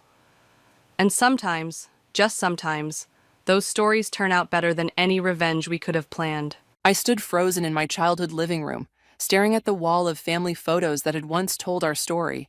Now they told lies. Where I should have been, standing beside Trinity at her high school graduation, laughing with Mom and Dad at Christmas dinner, hugging Grandma on her 80th birthday, there were only awkward gaps or carefully cropped edges. Someone had systematically erased me from our family's visual history. My name is Ainsley, and this is what betrayal looks like in the digital age. Not just stealing your husband, but photoshopping you out of existence. Sweetheart, you made it. Mom rushed forward to hug me, her perfume familiar and suffocating. We weren't sure you'd come. Almost didn't, I admitted, my eyes still fixed on the altered photos. Interesting redecorating you've done. Mom followed my gaze and had the decency to look uncomfortable. Oh, those... Trinity thought, well, she just wanted to pretend I never existed. The words came out sharper than I intended. Don't be dramatic, Ains. Dad appeared from the kitchen, trying to diffuse the tension with his trademark grin. Come have some coffee. Your sister should be here soon. With Marshall? I asked, though I already knew the answer. The silence was confirmation enough. I followed them to the kitchen, where the table was set for 6, the perfect nuclear family they'd become without me. The morning sun streamed through the windows, highlighting the fresh flowers and pristine tablecloth. Everything looked perfect, just like the doctored photos. "How's work?" Dad asked, pouring coffee into my favorite mug. At least they'd kept that. "Good. Really good, actually. The front door opened and familiar voices drifted in. My stomach clenched. "We're here," Trinity's sing-song voice called out. "Sorry we're late." I gripped my mug tighter as they entered the kitchen. Trinity, my baby sister, looking effortlessly beautiful in a floral dress. And Marshall, my ex-husband, now her husband, wearing the watch I'd given him for our first anniversary. "Ainsley." Trinity's smile faltered slightly. "You came." Apparently I'm the only thing that can't be edited out of real life. Marshall at least had the grace to look away. Trinity's face flushed. "I don't know what you're talking about." "The photos, Trinity. The family photos you've been systematically erasing me from. Those old things? I was just updating... Updating what? History?" I stood up, my coffee forgotten. "You can't just delete people because they're inconvenient to your narrative." "Girls," Mom interjected, "please, it's your father's birthday. Can we just have one nice family breakfast?" "Family?" I laughed, the sound hollow. "Is that what we're calling this?" "Ainsley," Marshall spoke for the first time, his voice soft. "Maybe we should..." "Don't." I held up my hand. "You lost the right to say my name when you decided my sister was a better option." Trinity stepped forward, her eyes pleading. "It wasn't like that. We never meant to..." "To what? Fall in love? Get married 6 months after my divorce? Move into the house we picked out together?" The words tumbled out, years of hurt breaking through my carefully constructed walls.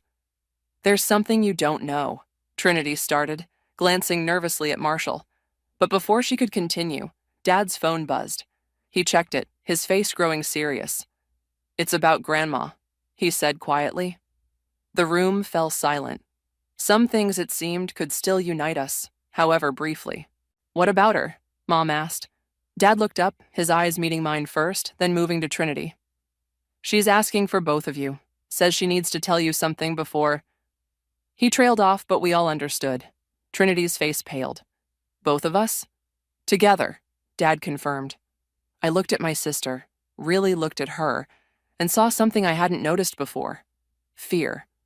Not just of Grandma's condition, but of whatever secret was about to be revealed. "When?" I asked Dad. "Today. Now, actually, she's insisting." I grabbed my purse from the counter. "I'll drive myself." "Ainsley, wait," Trinity called after me. "We should go together." I turned back one last time, taking in the scene. My parents' worried faces, Marshall's guilty expression, Trinity's pleading eyes, and the wall of doctored photos behind them all. "Together?" I shook my head. "That word doesn't mean what it used to, Trinity. Not anymore." As I walked out, I heard Mom start to cry. But I didn't stop. Sometimes the only way forward is to walk away from the picture-perfect lie and face whatever ugly truth awaits, even if it means facing it alone. The drive to the hospital gave me time to compose myself, but walking into Lawson Industries headquarters an hour later still felt like stepping into armor. The gleaming 40-story building was my fortress, built from the ashes of betrayal. "You look like you've seen a ghost," Peyton said, falling into step beside me as I strode through the lobby. "Family breakfast went that well, huh?" "Grandma's in the hospital. And yes, breakfast was a disaster." We stepped into the elevator, and Peyton hit the button for the top floor. "Did Trinity show up with..." "Yes, and you won't believe what she's done to the family photos." The elevator doors opened to reveal our executive floor, where Lisa, my mentor and board member, was waiting. "Emergency board meeting in 10 minutes, she announced. "The Miller acquisition is falling apart." "Perfect timing," I muttered. Nothing like a corporate crisis to take my mind off family drama. "Speaking of family," Peyton said, checking her phone, "you've got an email from Trinity." I stopped walking. "Delete it." "Ainsley?" Lisa's voice was gentle but firm. "You can't keep running from this forever." "Watch me." I pushed open the conference room doors, where our executive team was already assembled. "Let's talk about Miller." For the next 2 hours, I lost myself in spreadsheets and strategy. This was where I belonged, not in that suffocating house with its edited memories, but here, where success was measured in clear metrics and loyalty meant something. Impressive save, Lisa commented after the meeting, but we need to talk. I followed her into my office, Peyton close behind. The wall of windows offered a panoramic view of the city, reminding me how far I'd come from that broken woman who'd discovered her husband's betrayal 5 years ago. Trinity's email, Peyton said, pulling it up on her tablet. You should read it. I really shouldn't. It mentions Grandma, Lisa pointed out, and something about Marshall losing everything. That caught my attention. What? Peyton cleared her throat and read, Ains, I know you hate me, but Grandma's asking for both of us. There's something you need to know, and Marshall's company went bankrupt last month. He's looking for work. I'm not asking for help, just thought you should know.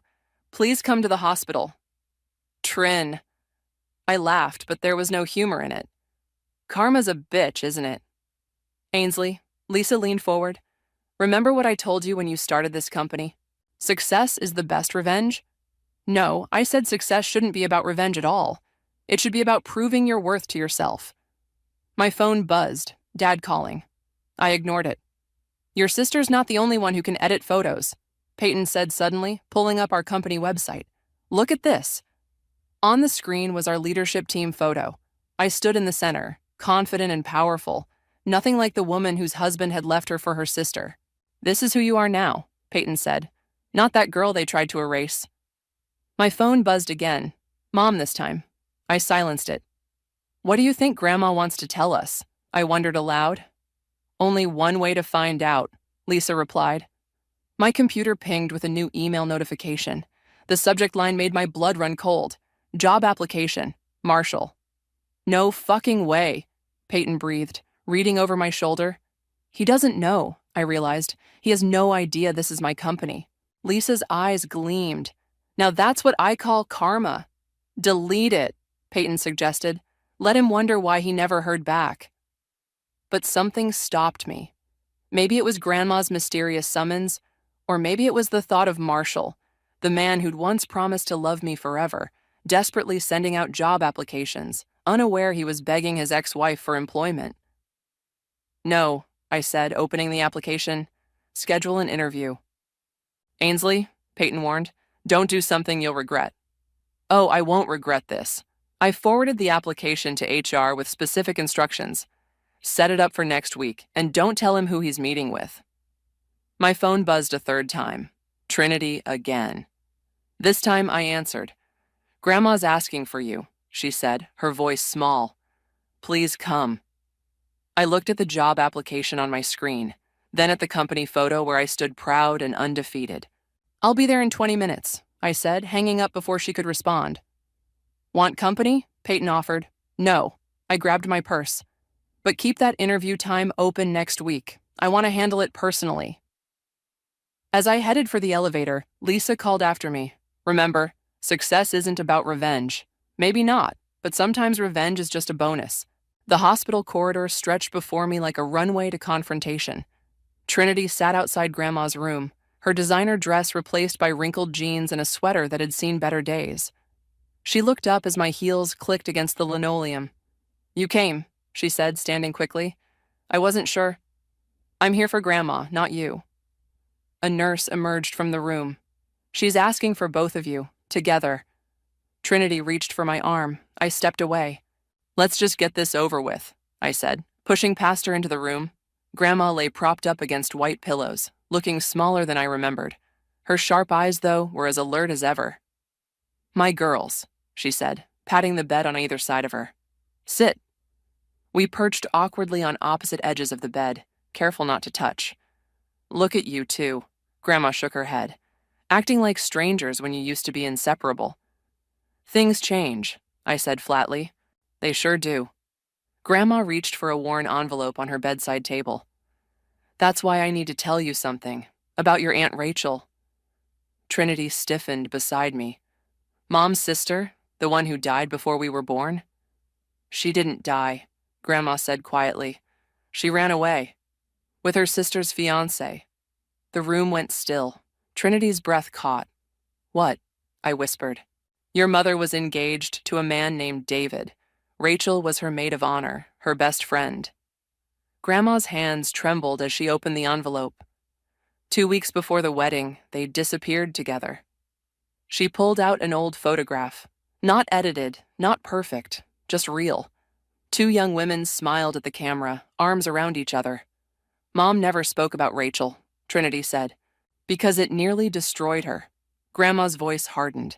Until she met your father, she was a shell of herself. The betrayal broke something in her that never fully healed. I stood up abruptly.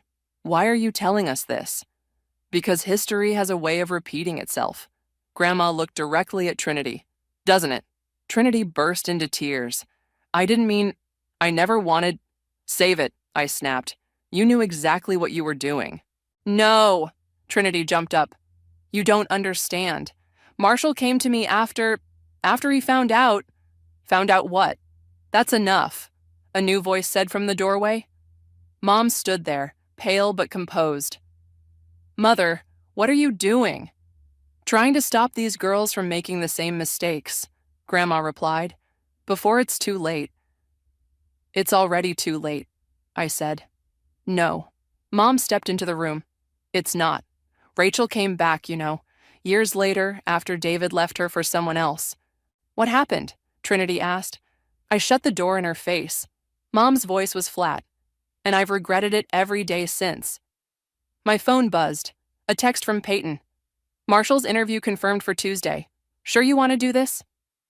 Ainsley? Trinity touched my arm. There's something else you need to know. About Marshall. About why he really... Stop. I pulled away. I don't care anymore. What's done is done. But, Ms. Lawson? A nurse appeared. Your grandmother needs to rest now. Grandma grabbed both our hands. Promise me you'll talk. Really talk. Before it's too late. I looked at her frail form, then at the old photograph of Mom and Rachel, 2 sisters, before betrayal tore them apart. I have to go, I said, pulling my hand free. Work emergency. Always running, Mom murmured, just like I did. I paused at the door. Trinity, tell Marshall to wear his best suit on Tuesday. He'll need it. Tuesday, she frowned. What's Tuesday? His job interview. I smiled and saw Mom flinch at the expression. At Lawson Industries. Trinity's face went white. But that's... your... CEO? I finished for her. Funny how life works out, isn't it? Ainsley, please. Mom stepped forward. Don't do something you'll regret. Like what?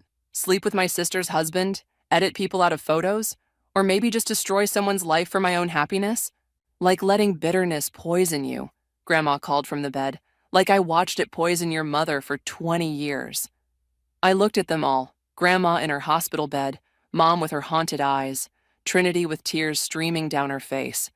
3 generations of women marked by betrayal. Tuesday, I repeated, turning away. Don't let him be late. As I walked out, I heard Trinity sob. What have I done? What indeed, little sister? What indeed? The next few days passed in a blur of meetings and spreadsheets, but Monday evening found me still at my desk, staring at Marshall's resume. His career trajectory told its own story, from rising star to desperate job seeker. You're obsessing, Peyton said, dropping a stack of files on my desk. And you haven't told me what happened at the hospital. Nothing happened. I closed the resume. Just family drama and old secrets. Speaking of secrets, Peyton hesitated. HR did some digging on Marshall's company. The bankruptcy wasn't just bad luck. There were irregularities. My phone lit up with a text from Trinity. Please call me before tomorrow. It's important. I ignored it. What kind of irregularities? The kind that could lead to criminal charges. Peyton sat down. He's desperate, Ainsley. More than we thought. Good. Is it? She leaned forward. Because this feels less like karma and more like... My office door burst open. Mom stood there, looking determined. We need to talk, she announced. Peyton stood. I'll give you 2 some privacy. No, I said. Stay. Whatever this is, you can say it in front of my CFO. Mom closed the door behind her. Your sister told me about Marshall's interview tomorrow. And I'm here to tell you what really happened 5 years ago. She pulled out her phone, scrolled briefly, then placed it on my desk. Read it. The screen showed an email chain between Marshall and Trinity from 5 years ago. The first email was dated 3 weeks before I discovered their affair. "I can't do this anymore," Marshall had written. "She needs to know the truth." Trinity's response: "If you tell her, I'll tell everyone what really happened with the company money. Is that what you want?" My hands started shaking. "What is this?" "Keep reading," Mom said quietly. The emails continued, showing a pattern of blackmail. Trinity threatening to expose something, Marshall begging her to stop. The final email, sent the day before I caught them together. "Fine, you win, but this will destroy her." "I don't understand," I whispered. "Trinity discovered Marshall had embezzled money from his first company," Mom explained. "She used it to force him to leave you for her." Peyton swore under her breath. "Why?" I looked at Mom. Why would she do that? Because she was in love with him, had been since college, and she thought... Mom's voice cracked. "She thought if she could just get him away from you, he'd love her back." "Did he?" "No." Mom sat heavily in a chair. "He's been miserable for 5 years. They both have." My phone buzzed again. Another text from Trinity. "I'm sorry for everything. Please let me explain." "So tomorrow," Peyton said slowly, "when he comes in for the interview, he'll be walking into a trap," Mom finished, "just like Trinity trapped him 5 years ago." I stood up, walking to the window. The city lights blurred through unshed tears. "You know what's funny?" I said. "I've spent 5 years building this company, becoming someone powerful enough that I could never be hurt like that again. And now you have the power to destroy them both," Peyton said. "Just like Rachel destroyed me," Mom added quietly, "and I destroyed her right back by cutting her out of our lives forever." My phone rang. Trinity again. This time, I answered. "Stop calling. Please," she sobbed. "I know what I did was unforgivable. But Marshall, he's not a bad person. He was trying to save his father's company. The money, he paid it all back. Why are you telling me this now? Because I can't watch you become what I was. Someone so consumed by wanting something that they'd destroy anyone to get it." I hung up. "The interview's in 12 hours, Peyton said. "What do you want to do?" Mom stood. "Before you decide, look at this." She pulled out another photo, not edited this time. It showed Trinity and me as children, laughing in the backyard sprinkler. "This is who you were before betrayal changed you both. The question is, who do you want to be now?" I stared at the photo for a long moment. Then I picked up my phone and dialed. "Trinity, meet me at the coffee shop across from my office. In an hour. Bring Marshall." "Ainsley, just be there." After hanging up, I turned to Peyton. "Cancel tomorrow's interview, but keep his resume on file." "You're letting them off the hook?" she asked. "No." I looked at the childhood photo again. "I'm letting myself off the hook. 5 years of hating them has been exhausting." Mom hugged me, and for the first time in years, I let her. "Besides," I added, pulling away, "success really is the best revenge, and I've already won." The coffee shop was nearly empty when I arrived. Through the window, I could see Trinity and Marshall already seated in a corner booth, both looking like they were awaiting execution. "Good. Want backup?" Peyton asked, standing beside me. "No, this is something I need to do alone." The bell chimed as I entered. Trinity's head snapped up, and Marshall looked exactly like he had the day I caught them together, guilty, trapped, and somehow relieved. "Ainsley," Trinity started to stand. "Stay seated." I slid into the booth across from them, placing a manila folder on the table. "We have a lot to discuss." A waitress approached. "Can I get you anything?" "Just black coffee, thanks."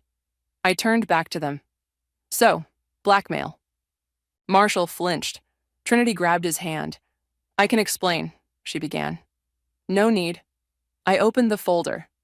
"I have the emails. Mom showed me everything." "Of course she did," Trinity whispered. "The embezzlement," I continued, looking at Marshall. "Was it worth it?" He shook his head. "My father's company was failing. I thought I could fix it, pay it back before anyone noticed. But Trinity found out and decided to use it to steal my husband." I smiled without warmth. How romantic. I was obsessed, Trinity's voice cracked. With both of you, really. Your perfect marriage, your perfect life. I convinced myself if I could just have what you had. How did that work out? Marshall pulled his hand away from Trinity's. 5 years of misery for everyone. The waitress brought my coffee. I took a sip, letting the silence stretch. The interview tomorrow, Marshall said finally.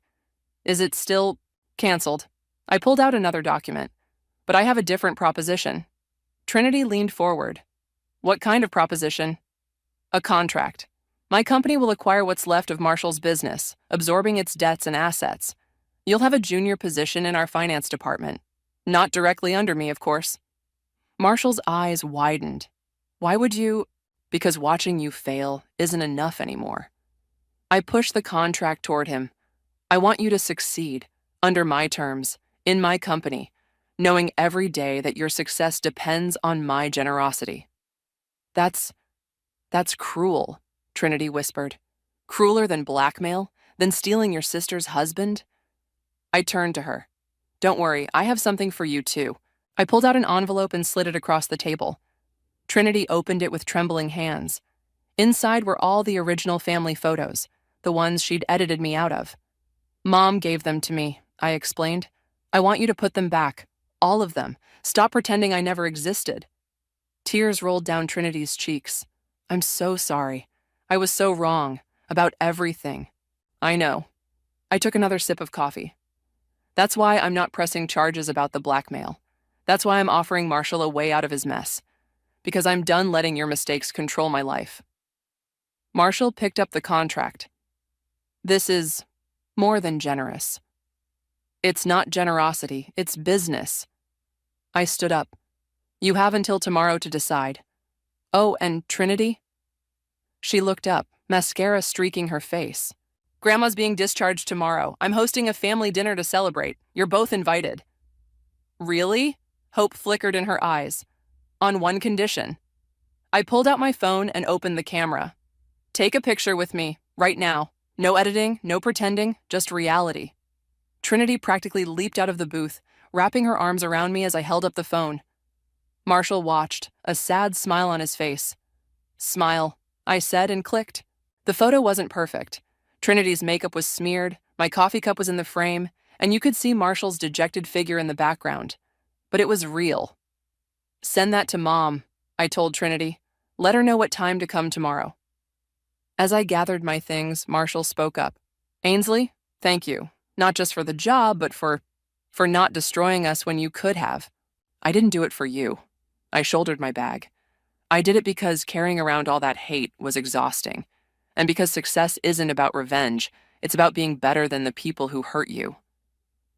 Trinity reached for my hand. This time, I let her take it. See you tomorrow? She asked. Yeah. I squeezed her hand once, then let go. But Trinity, if you ever try to edit me out of anything again, never, she promised. I want you in every picture from now on, if you'll let me. I nodded and walked out, leaving them with their coffee, their contracts, and their consequences. Outside, the sun was setting, painting the sky in shades of redemption. My phone buzzed, a text from Mom. Proud of you. For the first time in 5 years, I was proud of me too. My kitchen buzzed with activity as I prepared for Grandma's homecoming dinner. Peyton had insisted on helping, though her idea of helping mostly involved taste testing everything and offering running commentary. You're stress cooking, she observed, sampling the sauce. 3 courses for a family dinner? I'm not stressed. I checked the oven. I just want everything to be perfect. The doorbell rang. Peyton raised an eyebrow. Showtime. Mom and Dad arrived first, carrying Grandma's favorite flowers. Then Lisa, who'd insisted on coming for moral support. Finally, the doorbell rang again. I'll get it, Peyton offered. No. I wiped my hands on a towel. I should. Trinity and Marshall stood awkwardly on my doorstep, looking like they'd rather be anywhere else. Marshall clutched a signed contract in one hand. Come in, I said, stepping aside. Everyone's in the living room. We brought wine. Trinity held up a bottle. Your favorite. You remember? I remember everything. She handed me the bottle, even the things I pretended to forget. In the living room, conversations stopped as we entered. Dad immediately launched into a story about his golf game, trying to ease the tension. Mom busied herself arranging Grandma's flowers. Lisa watched everything with keen interest. "Where's Grandma?" I asked. "Running late," Mom replied. The discharge papers took longer than expected. Marshall cleared his throat. "Ainsley, about the contract." "Not now," I cut him off. "Let's just get through dinner first." The doorbell rang again. This time, Dad went to answer it. Moments later, he returned with Grandma in a wheelchair, looking frail but determined. "Well," she announced, surveying the room, "this is quite a gathering." "Welcome home, Grandma," Trinity and I said simultaneously, then looked at each other in surprise. "That's more like it," Grandma smiled. "Now, someone help me to the table. I smell something delicious." As everyone moved toward the dining room, Marshall hung back. "The contract," he said quietly. "I signed it. We'll discuss it at the office on Monday." "Thank you," he said, "for giving me a chance to make things right." "Don't thank me yet." I met his eyes. "Prove yourself first." At the table, I deliberately seated Trinity and Marshall opposite each other, with empty chairs between them. Some boundaries needed to stay in place. "Before we eat," Grandma announced, "I have something to say." She pulled out an old envelope, different from the one at the hospital. "Trinity, Ainsley, your mother doesn't know I have these." Mom frowned. "Have what?" "Letters," Grandma said. "From Rachel. One every year for 20 years. The room went silent.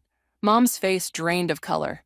"She never stopped trying to make amends," Grandma continued, "even when her letters went unanswered, even when she was dying." "Dying," Mom whispered. "She passed last month." Grandma placed the envelope on the table. "Her last letter arrived yesterday. It's for you, Vienna." Mom's hands shook as she reached for the envelope.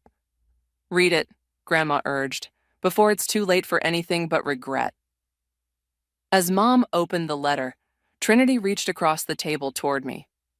"I won't wait 20 years, she said. "I won't stop trying to make this right." "Neither will I," Marshall added quietly. "Dear Vienna," Mom read aloud, her voice trembling. "By the time you read this, I'll be gone. I've spent 20 years trying to tell you how sorry I am, how the guilt of what I did has haunted every day of my life." I watched Mom read, saw the tears rolling down her cheeks, noticed how Dad held her hand tighter with each word. Across the table, Trinity was crying too. Even Marshall looked affected. "Life's too short for unfinished business," Grandma said when Mom finished reading. "Too short for edited photos and unspoken words." "To new beginnings," Lisa raised her glass. "And old memories," Peyton added. I looked around my table, at my sister who'd betrayed me, my ex-husband who'd broken my heart, my mother who'd carried her own pain for decades, and my grandmother who'd orchestrated this whole reconciliation. "To family," I said finally. "Complicated as it is." Trinity smiled through her tears. "Even the parts we tried to edit out?" "Especially those parts." I raised my glass. "Because they're what make the story real." As everyone clinked glasses, my phone buzzed with a work email. For the first time in 5 years, I ignored it. Some moments couldn't be edited, scheduled, or controlled. They just had to be lived. "Now," Grandma declared, "let's eat before Ainsley's masterpiece gets cold. And tomorrow we're putting all the photos back on the wall, every single one." Trinity caught my eye and nodded. Sometimes the hardest pictures to face were the ones that told the truth. Monday morning arrived with a strange mix of anticipation and dread. Marshall's first day at Lawson Industries. I'd barely settled into my office when Peyton burst in. "We have a problem," she announced. "The Miller acquisition, they're backing out." "What? Why?" "Someone leaked information about Marshall joining the company. Given his history..." My phone rang. Trinity. "Not now," I told Peyton, answering the call. "Trinity?" "Turn on the financial news," she said breathlessly.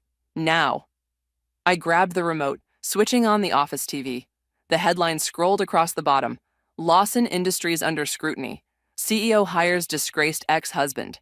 "Shit," Peyton muttered. The reporter's voice filled the room. "Sources suggest Marshall Norris, known for his controversial departure from his previous company, has been hired by his ex-wife, Ainsley Lawson. This raises questions about the company's judgment and financial stability." I'm so sorry. Trinity's voice cracked. This is all my fault. If I hadn't blackmailed him... Get Marshall up here, I told Peyton. Now. He arrived looking shell-shocked, clutching a newspaper. Ainsley, Save it. I muted the TV. We need to get ahead of this. Lisa strode in, followed by 2 other board members. Emergency meeting in 5 minutes. The shareholders are panicking.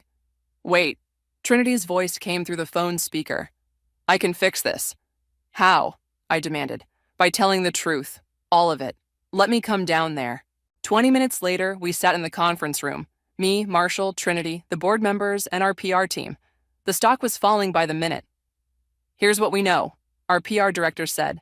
The story's gone viral. We need a statement immediately. Trinity stood up. Let me make the statement. Absolutely not. Lisa objected. Yes, I said quietly. Let her speak. Trinity squared her shoulders. I'll confess to the blackmail. Explain how I forced Marshall to leave Ainsley, how he'd already paid back the money he borrowed before I ever found out about it. That could ruin you, Marshall protested. I ruined enough already. She turned to the PR team. Set up a press conference. Today. It won't be enough, Lisa warned. We need more. Then I'll give them more. I stood up. We'll both speak. Show them how we're moving forward. Redemption sells better than scandal. An hour later, we faced a room full of reporters. Camera flashes exploded as Trinity stepped up to the microphone. 5 years ago, I committed an act of betrayal, she began. I blackmailed Marshall Norris into leaving my sister, using information about a loan he'd already repaid. The room erupted with questions. Trinity held up her hand. Let me finish. This isn't about Marshall's past mistakes. It's about mine. About how jealousy and obsession led me to destroy my sister's marriage and nearly destroy a good man's reputation. I stepped forward then, taking my place beside her. Lawson Industries stands for second chances, I said clearly. We believe in redemption, in learning from past mistakes. Marshall Norris paid back every penny he borrowed. He's paid for his mistakes, and now he's been given an opportunity to prove himself again. Under your supervision? A reporter called out. Your ex-husband? Under the supervision of our board and our shareholders, I corrected, with full transparency and accountability. And what about your sister? Another asked. How can you work with a woman who betrayed you? Trinity grabbed my hand. I let her. Because holding on to hate hurts the person holding it most, I said. Because sometimes the bravest thing you can do is forgive. Even when it's not deserved, someone shouted. Especially then. I squeezed Trinity's hand. That's what makes it brave. The press conference ended with our stock stabilizing. As reporters filed out, Marshall approached us. Thank you, he said. Both of you. I don't deserve... No, Trinity cut him off. You don't. Neither do I. But that's not the point anymore, is it? The point, I added, is what we do next. My phone buzzed. A text from Grandma. Watching the news. Proud of my girls. Trinity peeked at the message and smiled tearfully. Still want those family photos back on the wall? Every single one, I nodded. Even the messy ones. Especially the messy ones. As we left the conference room, Peyton caught up with us. Miller called. They're back in. Said something about admiring a company that faces its problems head on. See? Trinity nudged me. Sometimes the truth sets everyone free. I looked at my sister, really looked at her, and saw something I hadn't noticed before. Hope. Not just for forgiveness, but for something better. Something real. Maybe that's what redemption really looks like. Not perfect photos on a wall, but messy moments of truth, captured in all their complicated glory. The ladder wobbled as I climbed, clutching the last family photo to be rehung. Careful, Trinity called from below. That's the only original we have of Grandma's 80th. Then maybe you shouldn't have edited the copies, I teased, carefully placing the frame. Too soon? She handed me another nail. Just soon enough. We'd spent the afternoon restoring photos to Mom and Dad's walls, each picture a small step toward healing. Now only this last one remained, the 4 of us at Grandma's birthday, before everything fell apart. The doorbell rang. That'll be Marshall with the contracts, Trinity said. I'll get it. I climbed down as voices drifted in from the foyer. Marshall, but also Mom, Dad, and Grandma. Perfect timing, Grandma announced, wheeling herself in. I wanted everyone here for this. She held up an envelope. Not the ones from before, but something new. More letters? Mom asked. No. Grandma pulled out a photograph I'd never seen before. This was taken the day Rachel came back to apologize. The day I let her in, even though Vienna wouldn't. The photo showed a younger grandma hugging a woman who could have been Mom's twin. I kept it hidden, Grandma continued, because looking at it hurt too much. But pain hidden doesn't hurt less, it just hurts longer. Marshall shifted uncomfortably. Maybe I should go. Stay, I said. You're part of this story too, the good and the bad. Speaking of which, he pulled out a stack of papers. The Miller contracts are ready. We just need your signature. I took the contracts, but didn't open them. Before I sign, I need to know something. Why did you really take that money from your first company? He glanced at Trinity, who nodded encouragingly. My father was dying, he said quietly. The experimental treatment wasn't covered by insurance. I thought I could save him and the company. I was wrong about both. Why didn't you tell me? Because I was ashamed. Because you would have helped, and I wanted to fix it myself. He laughed bitterly. Instead, I lost everything, including you. Not everything, Trinity said. Not anymore. Dad cleared his throat. While we're all being honest, Vienna, show them. Mom pulled out her phone, hands shaking slightly. I called Rachel's daughter yesterday. We talked for hours. She's coming to visit next week. Really? Grandma's eyes filled with tears. Life's too short for edited photos and edited families, Mom said. You taught me that. I picked up a pen and signed the Miller contracts. To new chapters. Speaking of new chapters, Trinity reached into her purse. I have something to show you all. She pulled out a small ultrasound photo. The room went silent. I'm pregnant, she said softly. And before anyone asks, no, it's not Marshall's. I've been seeing someone. A good man who knows everything about my past and loves me anyway. Marshall smiled, genuinely smiled. I'm happy for you, Trin. Me too, I surprised myself by saying. You'll be a great mom. Better than I was a sister, she said. But I'm working on that too. Grandma wheeled over to the wall of photos. Look at that. All back where they belong. No more gaps, no more editing. No more pretending, I agreed. Just family, Dad added. Messy and complicated and real. My phone buzzed. Peyton, Miller deal is done. Stock's up 15%. Karma's got nothing on success. I showed Trinity the message. She laughed. Remember when you were going to use that interview to destroy Marshall? Remember when you used blackmail to steal my husband? Too soon? She asked again. Just soon enough, I repeated, but this time we both laughed. Grandma held up her camera. One more for the wall? We gathered together. Mom and Dad, Trinity and Marshall, me and Grandma. No perfect poses, no forced smiles. Just us, in all our complicated glory. Wait, Trinity said before Grandma clicked. Ainsley, I need you to know something. I'm naming her Rachel, after the aunt who taught us that it's never too late to make things right. The camera flashed, capturing my tears. Trinity's smile, Marshall's relief, Mom's joy, Dad's pride, and Grandma's knowing look. Later, when we hung that photo, I realized something. Sometimes the most beautiful pictures aren't the perfect ones. They're the ones that show us exactly as we are, healing, hoping, and finally whole. Look at us, Trinity whispered, standing beside me. Yeah, I said. Look at us now. The wall of photos told our story. Not the edited version, but the real one. With all its flaws and failures, all its redemption and hope. Just like family should be.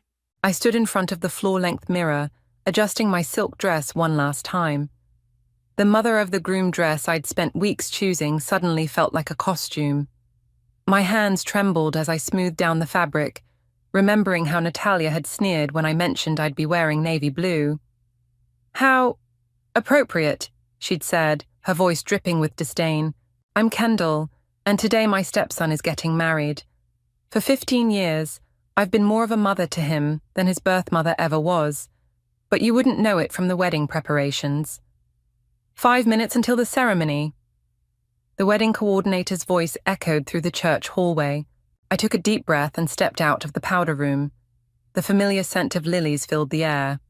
Natalia's choice, of course. She'd steamrolled over Bianca's preference for simple wildflowers, just like she'd done with every other wedding decision. Kendall, Jade, my best friend, hurried toward me in her burgundy bridesmaid dress. "You look stunning." "Thanks," I whispered, forcing a smile. "Have you seen Liam? He's with his mother." The way Jade emphasized mother made my stomach clench. "They're in the bride's room." Of course they were. I'd learned to expect these little exclusions over the years, but today they stung more than usual. I made my way to the ceremony, taking my assigned seat in the second row. Shane, my husband, squeezed my hand as I sat down. "You okay?" he murmured. Before I could answer, the music started. Bianca looked radiant walking down the aisle, but my eyes were fixed on Liam, my boy. The same kid who'd crawl into my bed during thunderstorms, who'd helped me in my first restaurant's kitchen, who'd called me Mom until Natalia put a stop to it. The ceremony was beautiful, despite Natalia's theatrical sniffling from the front row. Everything went perfectly until the reception. I should have known something was wrong when Liam avoided my gaze during the family photos. When the photographer called for mother and son shots, Natalia practically sprinted forward, shooting me a triumphant look. "Actually," I said, stepping forward, "maybe we could do one with both." "Mom's fine," Liam cut in, his voice sharp. "Just Mom." The silence that followed was deafening. I felt every eye in the room on me as I stepped back, my cheeks burning. But that was just the beginning. During the reception, I watched Liam approach the microphone for his speech. My heart swelled with pride, remembering the nervous teenager who'd once been terrified of public speaking. "I want to thank everyone for being here today," he began, his voice strong and clear. "Especially my mother, who's always been there for me, who's shaped me into the man I am today." I smiled, touched until I realized he was looking directly at Natalia.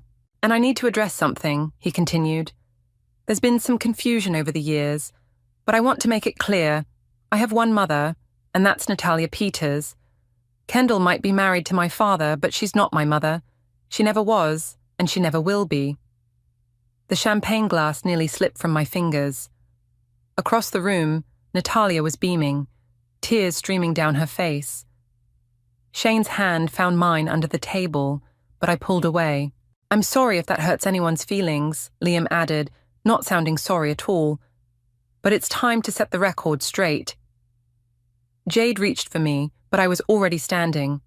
The room spun as I made my way to the exit, past the whispers and stares. Behind me, I heard Bianca calling Liam's name in a shocked tone, but I couldn't stop. In the hallway, I ran into Helen, Shane's sister. She caught my arm as I stumbled past. "Kendall, wait," she said, her eyes fierce. "There's something you need to know." "Not now, Helen," I choked out. "Yes, now." Her grip tightened. "You think you know this family. You don't know anything. But I do. I know why Natalia's always been so threatened by you, why she's poisoned Liam against you all these years." I tried to pull away, but her next words froze me in place. What would precious Natalia do if everyone knew the truth about Liam's real father? The world stopped spinning. I stared at Helen, my heart pounding in my ears. "What are you talking about?" Helen's smile was sharp as broken glass. "Meet me tomorrow. I'll tell you everything." I watched her walk away, my mind racing. Behind me, the reception continued, music and laughter spilling into the hallway. 15 years of love and sacrifice, thrown back in my face. But now, for the first time, I had a chance to fight back. The question was, how far was I willing to go? The morning after the wedding, I sat across from Helen at my empty restaurant, watching her stir her third spoonful of sugar into her coffee. The place wouldn't open for hours, but I couldn't risk being overheard. "You're probably wondering why I never said anything before," Helen said, tapping her spoon against the rim of her cup. "I'm wondering if you're just trying to stir up trouble," I replied. "You haven't exactly been a stable presence in this family." Helen laughed, but there was no humor in it. "That's what they want everyone to think, isn't it? Crazy Helen, the family embarrassment. Did Shane ever tell you why I stopped coming to family events?" I shook my head. Shane rarely talked about his sister. "It was right after Liam was born. I caught Natalia with..." She paused, taking a sip of coffee. Well, let's just say she wasn't with Shane. That doesn't prove anything, I said, but my hands were shaking as I remembered my first introduction to this family. Remember when you first started dating Shane? Helen asked, as if reading my mind. How Natalia suddenly started showing up at every family dinner every weekend? I did remember. It had been 12 years ago, but the memories were crystal clear. You brought homemade lasagna to that first dinner, Helen continued. Natalia took one look at it and said, "We don't eat peasant food in this house," I finished. Then she ordered takeout from that expensive Italian place. She was marking her territory. She knew you were different. You actually cared about Liam, not just appearances. A knock at the restaurant's window made us both jump. It was Jade, right on time. I'd asked her to come. I needed a witness I could trust. "Sorry I'm late," Jade said as I let her in. Traffic was, "Helen, what are you doing here?" "Telling truths that should have been told years ago," Helen replied. Jade looked at me questioningly as she sat down. I nodded, silently asking her to listen. "I have proof," Helen said, pulling out her phone. "Emails, text messages, photos."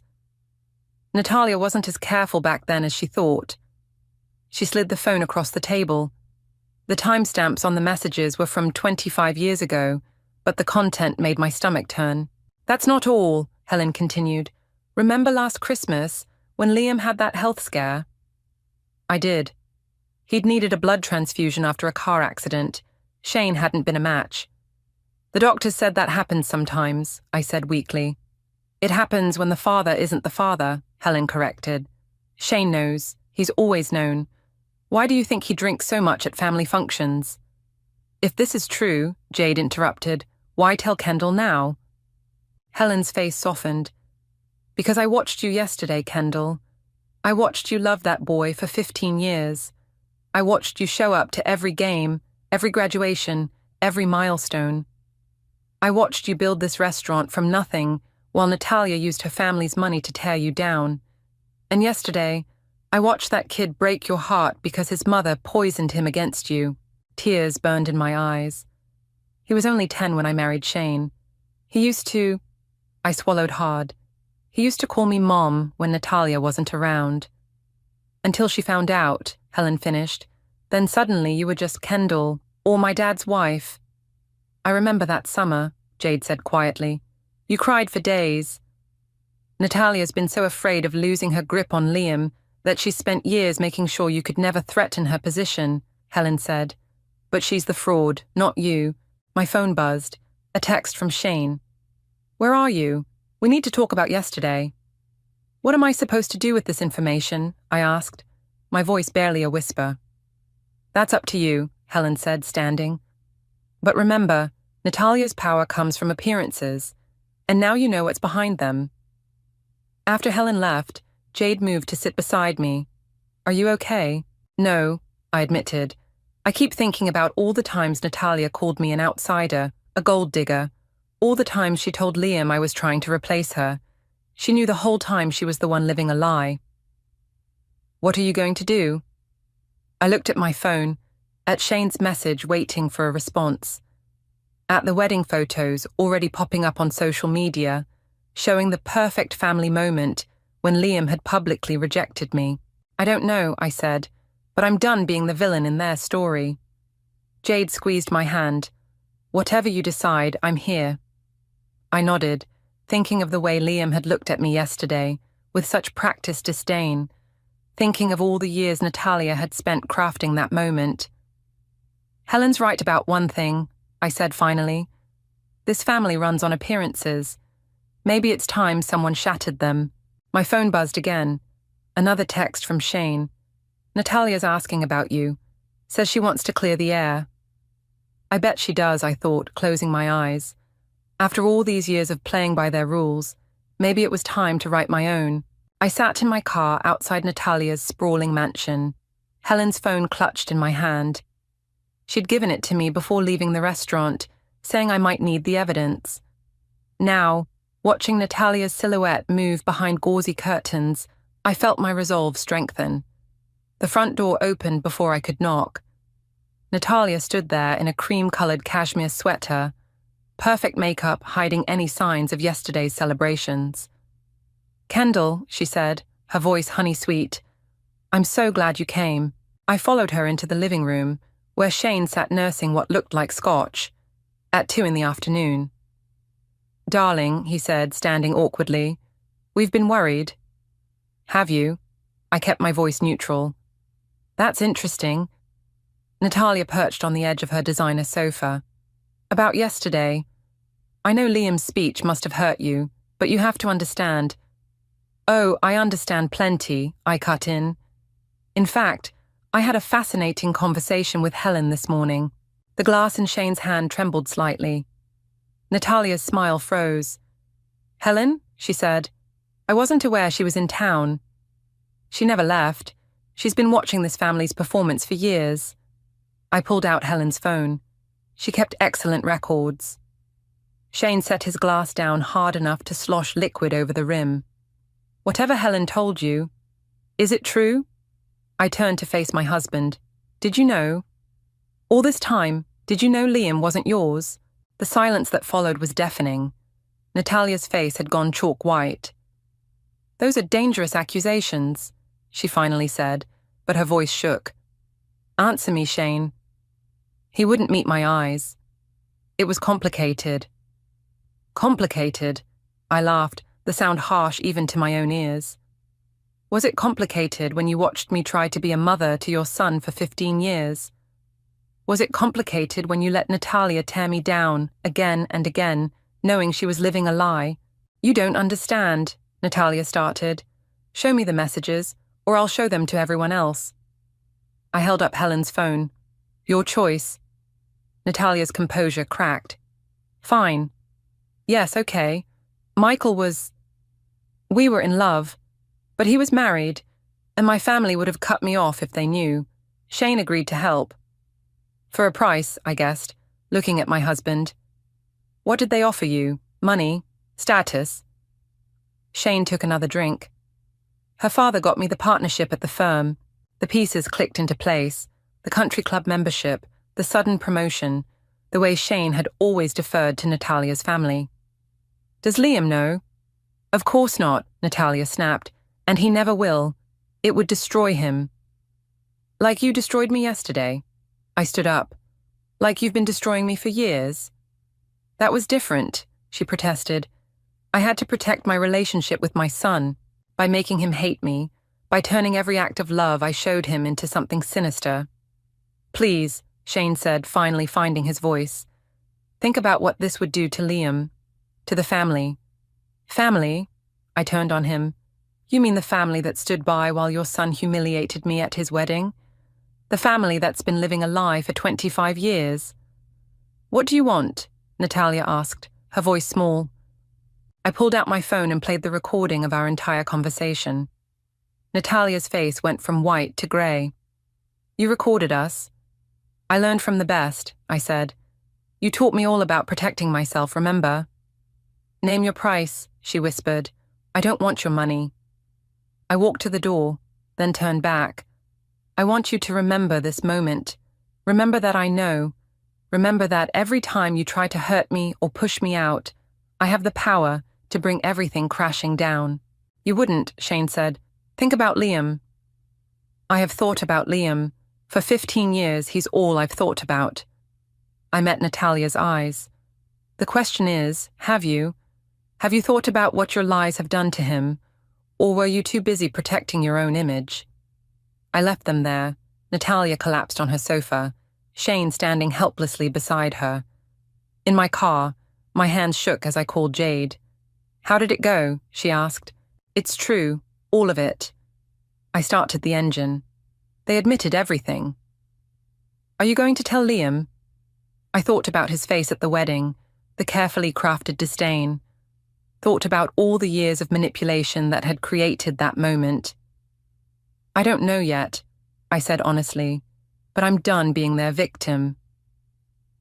As I drove away from Natalia's perfect house, with its perfect facade hiding decades of lies, I felt something I hadn't felt in years. Power. The question was, what would I do with it? Shane was waiting in our kitchen when I got home. A half-empty bottle of scotch on the counter. His tie was loose, his hair disheveled, a far cry from the polished lawyer everyone else saw. "We need to talk," he said. "Now you want to talk?" I grabbed a wine glass from the cabinet. 15 years of watching me try to be a mother to your son. Sorry, Natalia's son, and now you want to talk. I know I should have told you. Should have? The wine bottle clinked hard against the glass. You watched me build a relationship with Liam. You watched Natalia systematically destroy it. And you said nothing. It wasn't that simple. Stop saying that. The glass slammed down on the counter. It was exactly that simple. You chose money and status over honesty, over me. Shane ran his hands through his hair. What do you want me to say? That I was a coward? Fine, I was a coward. I still am. At least you're finally being honest. Kendall, please. He reached for me, but I stepped back. Whatever you're planning to do with that recording, you mean like what Natalia's been doing to me for years, manipulating, threatening. This is different. Why? Because it's happening to you. The doorbell rang. Through the glass, I saw Liam standing on our porch. Shane's face went pale. Don't, he whispered. I opened the door. Liam stood there in his honeymoon clothes, looking uncertain. Can we talk? He asked. I stepped aside to let him in. He noticed Shane and frowned. Dad? What are you doing here? I live here, Shane said weakly. You're supposed to be at the airport with Mom, seeing us off. Liam's eyes narrowed. What's going on? I poured another glass of wine, sliding it across the counter to Liam. Interesting choice of words. Mom. Don't, Shane warned again. Don't what? Liam looked between us. What's happening? Your father and I were just discussing family, I said. Specifically, how far people will go to protect their image of a perfect one. If this is about what I said at the wedding, it's about what everyone's been saying, and not saying, for 25 years. Shane stepped forward. Kendall, think about what you're doing. Like you thought about what you were doing when you married me without telling me the truth. What truth? Liam demanded. The moment hung there, heavy with 2 decades of lies. I looked at Liam, really looked at him. The shape of his eyes, the set of his jaw. None of it was Shane's. Your mother came to see me today, I said finally, to clear the air about the wedding. She told me she was going to apologize, Liam said, for how things got out of hand. I laughed. Is that what she called it? Things getting out of hand? Kendall, Shane pleaded. No. I turned to Liam. You want to know why your mother has spent 15 years making sure you never got too close to me? Why she's been so desperate to maintain control? Stop, Shane said, but his voice was weak. Because she's been protecting her biggest lie. I pulled out my phone. Want to hear it? Don't do this, Shane whispered. Liam's face had gone still. Play it. I pressed play. Natalia's voice filled the kitchen, confessing everything. Shane's face crumpled as his own voice joined in, admitting to the decades-long deception. When it finished, Liam didn't move, didn't speak, just stared at his glass of wine. Liam, Shane started. Don't. Liam's voice was ice. Don't touch me. Don't speak to me. Your mother. Which one? Liam laughed, a horrible broken sound. The one who's been lying to me my whole life, or the one I publicly humiliated because the first one told me to? He turned to me, his eyes bright with unshed tears. Did you know? Before today? Helen told me this morning. Helen. He shook his head. The crazy aunt who isn't actually my aunt. Because nothing in my life is what I thought it was. Son. Shane reached for him. I said, don't touch me. Liam knocked the wine glass over, red liquid spreading across the counter like blood. I need to. He stumbled toward the door. I started to follow, but he held up his hand. Don't. Please, I need time. The door slammed behind him. Shane slumped against the counter, looking older than I'd ever seen him. Are you happy now? He asked. Happy? I stared at the spilled wine. No, but at least I'm not lying anymore. My phone buzzed. Natalia calling. I declined it, watching as text messages started flooding in. Threats, probably. Please.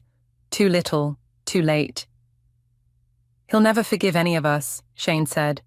Maybe not, I agreed, but at least now he can make that choice based on the truth. I left Shane in the kitchen with his scotch and guilt, heading upstairs to pack a bag. I couldn't stay here tonight, watching the family I thought I had dissolve in a pool of decades-old lies. The truth was out. Now we all had to live with the consequences. 3 days after the revelation, I was wiping down tables at my restaurant when Bianca walked in. She looked exhausted, still in her honeymoon clothes. We came back early, she said, sliding into a booth. Liam couldn't pretend everything was normal. I poured her a cup of coffee. How is he? Destroyed. She wrapped her hands around the mug. He spent 2 days just staring at old family photos, like he was trying to see the lies in them. I'm sorry. Are you? Her eyes met mine. Really? I'm sorry he's hurting. I'm not sorry for telling the truth. Jade emerged from the kitchen, stopping short when she saw Bianca. Oh, I'll come back. Stay, Bianca said. I actually wanted to talk to both of you. Jade sat beside me, her hand finding mine under the table. Natalia showed up at our hotel this morning, Bianca continued. She was different, broken. She told Liam everything. Everything? About Michael, his real father, about the arrangement with Shane, about how she's been... Bianca paused, choosing her words carefully, manipulating things, with you. My throat tightened. Did she tell him why? She said she was terrified of losing him, that watching you become his mother figure made her crazy with jealousy. Bianca took a sip of coffee. She admitted to poisoning him against you, said she'd been doing it since you married Shane. I knew that part, I said quietly. But did you know Liam used to cry himself to sleep after she told him he couldn't call you Mom anymore? That she threatened to send him to boarding school if he got too close to you? The pain was fresh again, sharp as broken glass. No. He told me everything last night. How much he loved you, how confused he was when his mother kept telling him you were trying to steal him away. Bianca's voice cracked. He said the wedding speech was her idea. She told him it would prove his loyalty once and for all. Jesus, Jade whispered. Where is he now? I asked. At Helen's, actually. She's been helpful, filling in the blanks. My phone buzzed. Another text from Shane. I'd been staying at Jade's, ignoring his messages. He's been calling Liam too, Bianca said, noticing. Liam won't answer. Can you blame him? No. She straightened up. But that's not why I'm here. The wedding reception, the real one, is tomorrow night. I blinked. What? The country club event. The one Natalia planned for all their society friends who couldn't make it to the actual wedding. Her smile was bitter. She's been reminding everyone about it all year. Surely she's cancelling it. She can't. Too many important people coming. Family reputation to maintain. Bianca's voice dripped sarcasm. But Liam wants you there. Me? Why? Because he's giving a speech, a real one this time. She stood up, dropping a business card on the table. That's the address, 7 o'clock. Bianca, I called as she reached the door. Why are you doing this? She turned back. Because I love him, and because I've spent the last 3 days watching him realize his whole life was built on lies, except for you. You were the only real thing in it. After she left, Jade picked up the business card. Are you going? I don't know. I stared at my phone, at Shane's unanswered messages. Should I? What does your heart say? My heart? I laughed humorlessly. My heart is still trying to process everything. Then process this, Jade said firmly. That boy is drowning in lies and betrayal.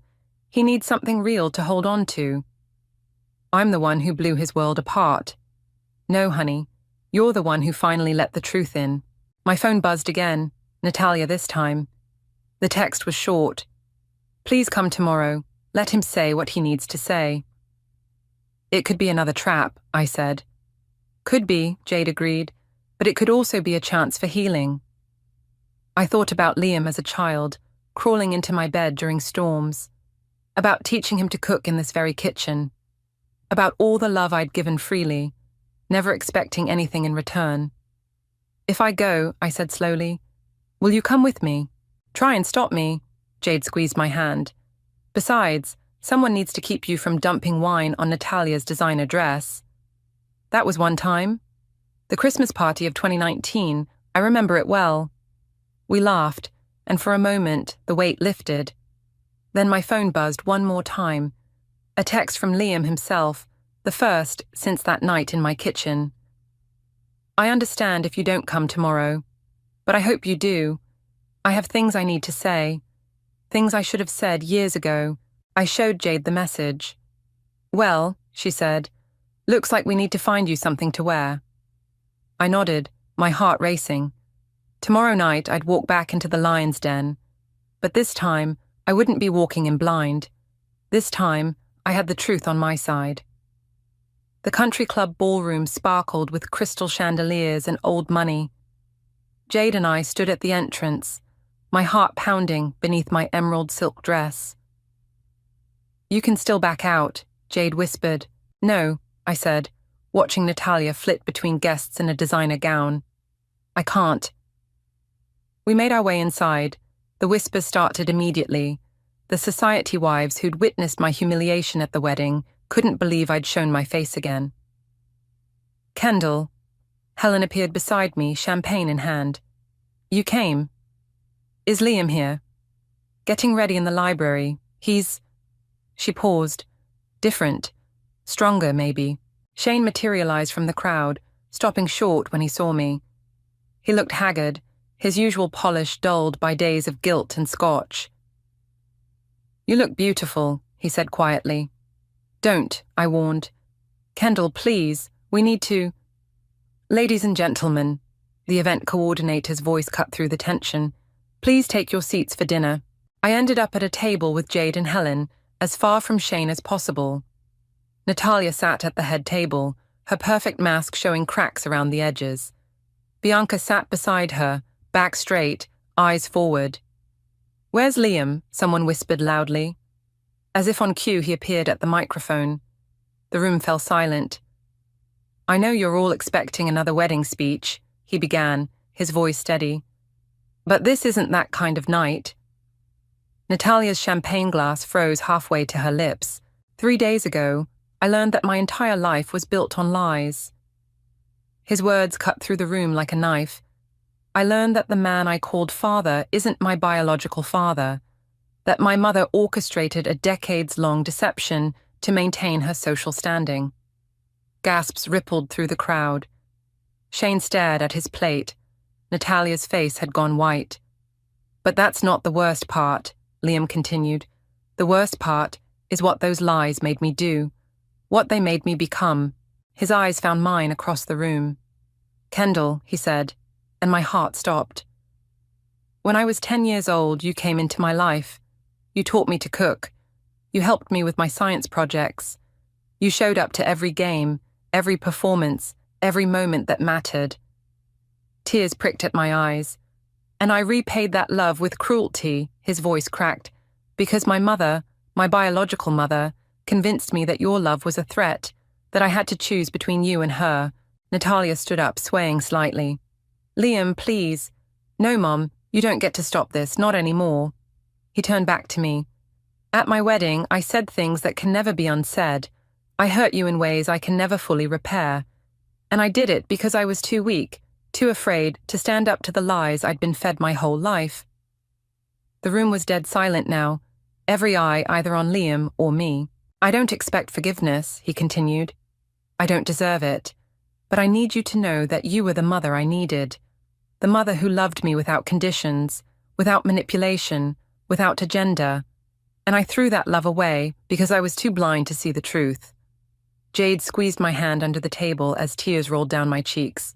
"To everyone here tonight," Liam's voice strengthened, "you came expecting to celebrate a perfect family. But perfection built on lies isn't perfection at all. It's just another lie." He stepped away from the microphone, then stopped and turned back. "Kendall," he said, his voice raw, "I'm sorry for everything, And he swallowed hard. I love you, Mom. The room erupted in whispers. Natalia collapsed back into her chair. Shane was openly crying now. Liam walked straight to our table. Without a word, he knelt beside my chair. I understand if you can't forgive me, he whispered, but please know that every word was true. I pulled him into my arms, feeling him shake with silent sobs. I forgive you, I whispered back. I forgave you the moment you were born. Around us, the perfect society event dissolved into chaos. Guests whispered and pointed. Someone dropped a glass. Natalia fled the room, Bianca following close behind, but none of it mattered. All that mattered was this moment, this truth, this love that had survived years of lies and manipulation. What happens now? Liam asked, pulling back to look at me. Now? I smiled through my tears. Now we start over. No more lies, no more perfect facades. Just truth.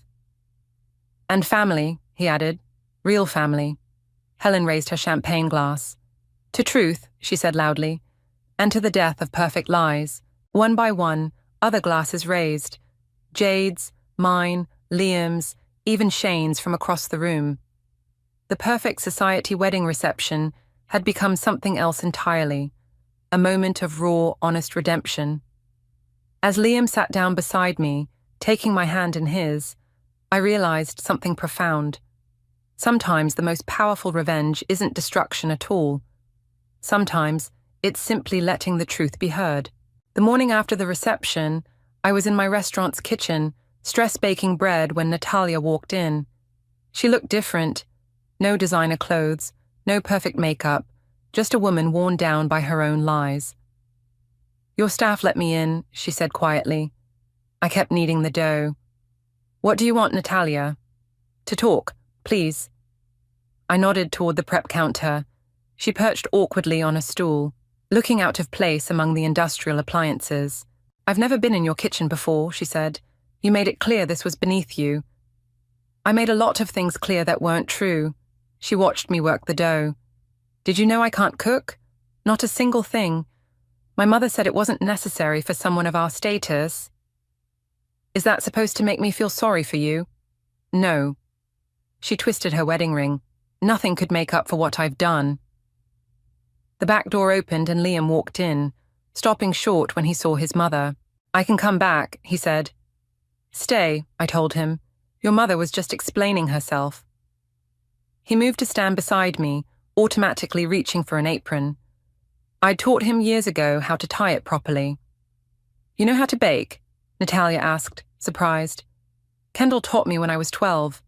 He began measuring ingredients for the next batch. Remember that summer I said I was at soccer camp?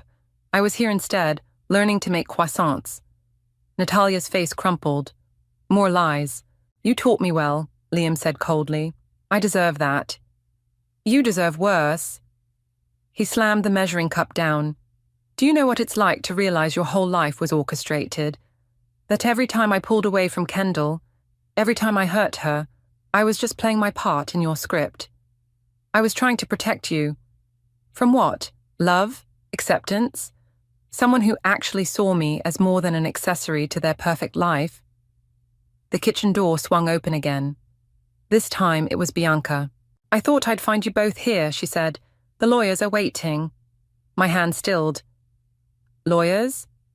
For the annulment, Bianca explained. We're having the marriage annulled.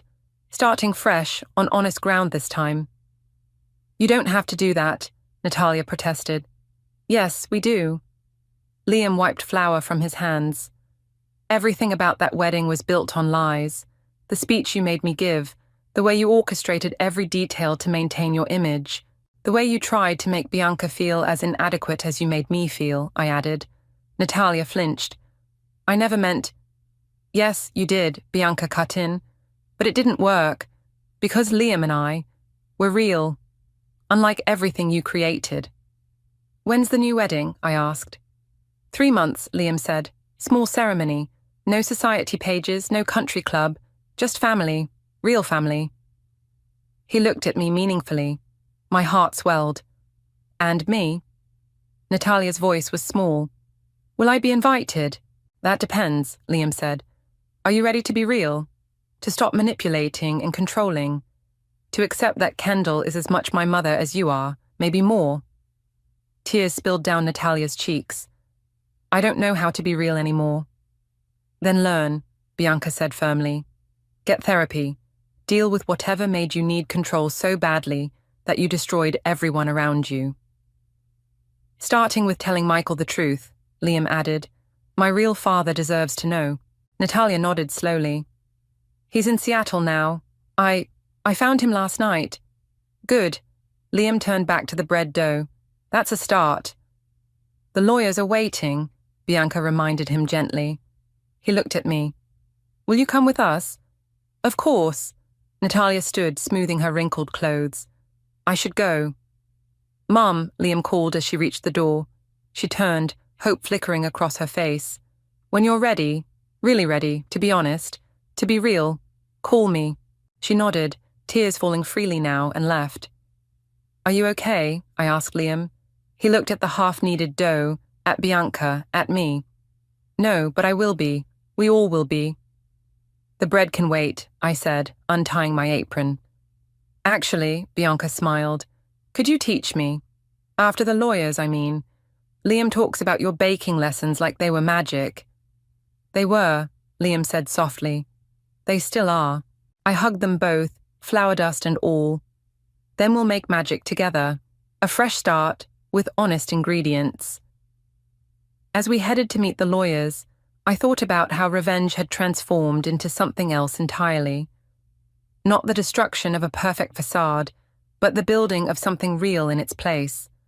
Something made of truth and love, and maybe even a little bit of magic. Just like my bread. The autumn breeze carried the scent of fresh bread through my restaurant's open windows as I arranged flowers on the tables. Simple wildflowers. Bianca's choice this time, not Natalia's. Need help? Shane stood in the doorway, looking uncertain. You can start with the centerpieces. I handed him a vase. Just don't expect me to forget everything because you're helping with wedding preparations. I wouldn't dream of it. He placed the flowers carefully. The divorce papers came through yesterday. I know, Helen told me. Are you happy? I paused, considering. I'm free. That's better than happy. The kitchen door swung open and Liam emerged, flour dusting his chef's whites. The bread's done. Bianca's finishing the last batch of pastries. You taught her well, Shane said. Kendall taught us both well, Liam corrected. The door chimed and Natalia walked in, looking different than she had 3 months ago. Simpler, more human. The therapist said I should come, she said. If that's okay. I nodded. There's bread that needs slicing in the kitchen. She hesitated, then rolled up her sleeves and disappeared through the swinging door. That's new, Shane commented. She's trying, Liam said. Actually trying, not just performing. Helen burst in, arms full of fairy lights. The garden's ready. Jade's supervising the setup. A garden wedding, Shane mused. Not exactly the society pages. That's the point, Liam said. Real, not perfect. I watched through the kitchen window as Natalia awkwardly sliced bread, Bianca gently correcting her technique. No designer clothes, no perfect makeup, just 2 women finding their way to something authentic. I should check on them, Liam said, heading back to the kitchen. He's happy, Shane observed. Really happy, not just playing the part. Because he's finally free to be himself. Thanks to you. No, I corrected. Thanks to truth. The afternoon flowed into evening. Guests arrived, not society figures this time, but real friends, real family. The garden glowed with fairy lights as Liam and Bianca exchanged honest vows under a canopy of stars. During the reception, held in my restaurant, Natalia approached my table. The bread is perfect, she said. I never knew. I never let myself know how much work goes into creating something real. It's never too late to learn, she nodded. Michael, Liam's father, he's coming next week. To meet him properly. How do you feel about that? Terrified, relieved, like maybe I can finally stop pretending. The music changed, and Liam appeared beside us. "Mom," he said, looking at me. "Dance with me?" As we swayed under the fairy lights, I saw Shane and Helen talking quietly in a corner.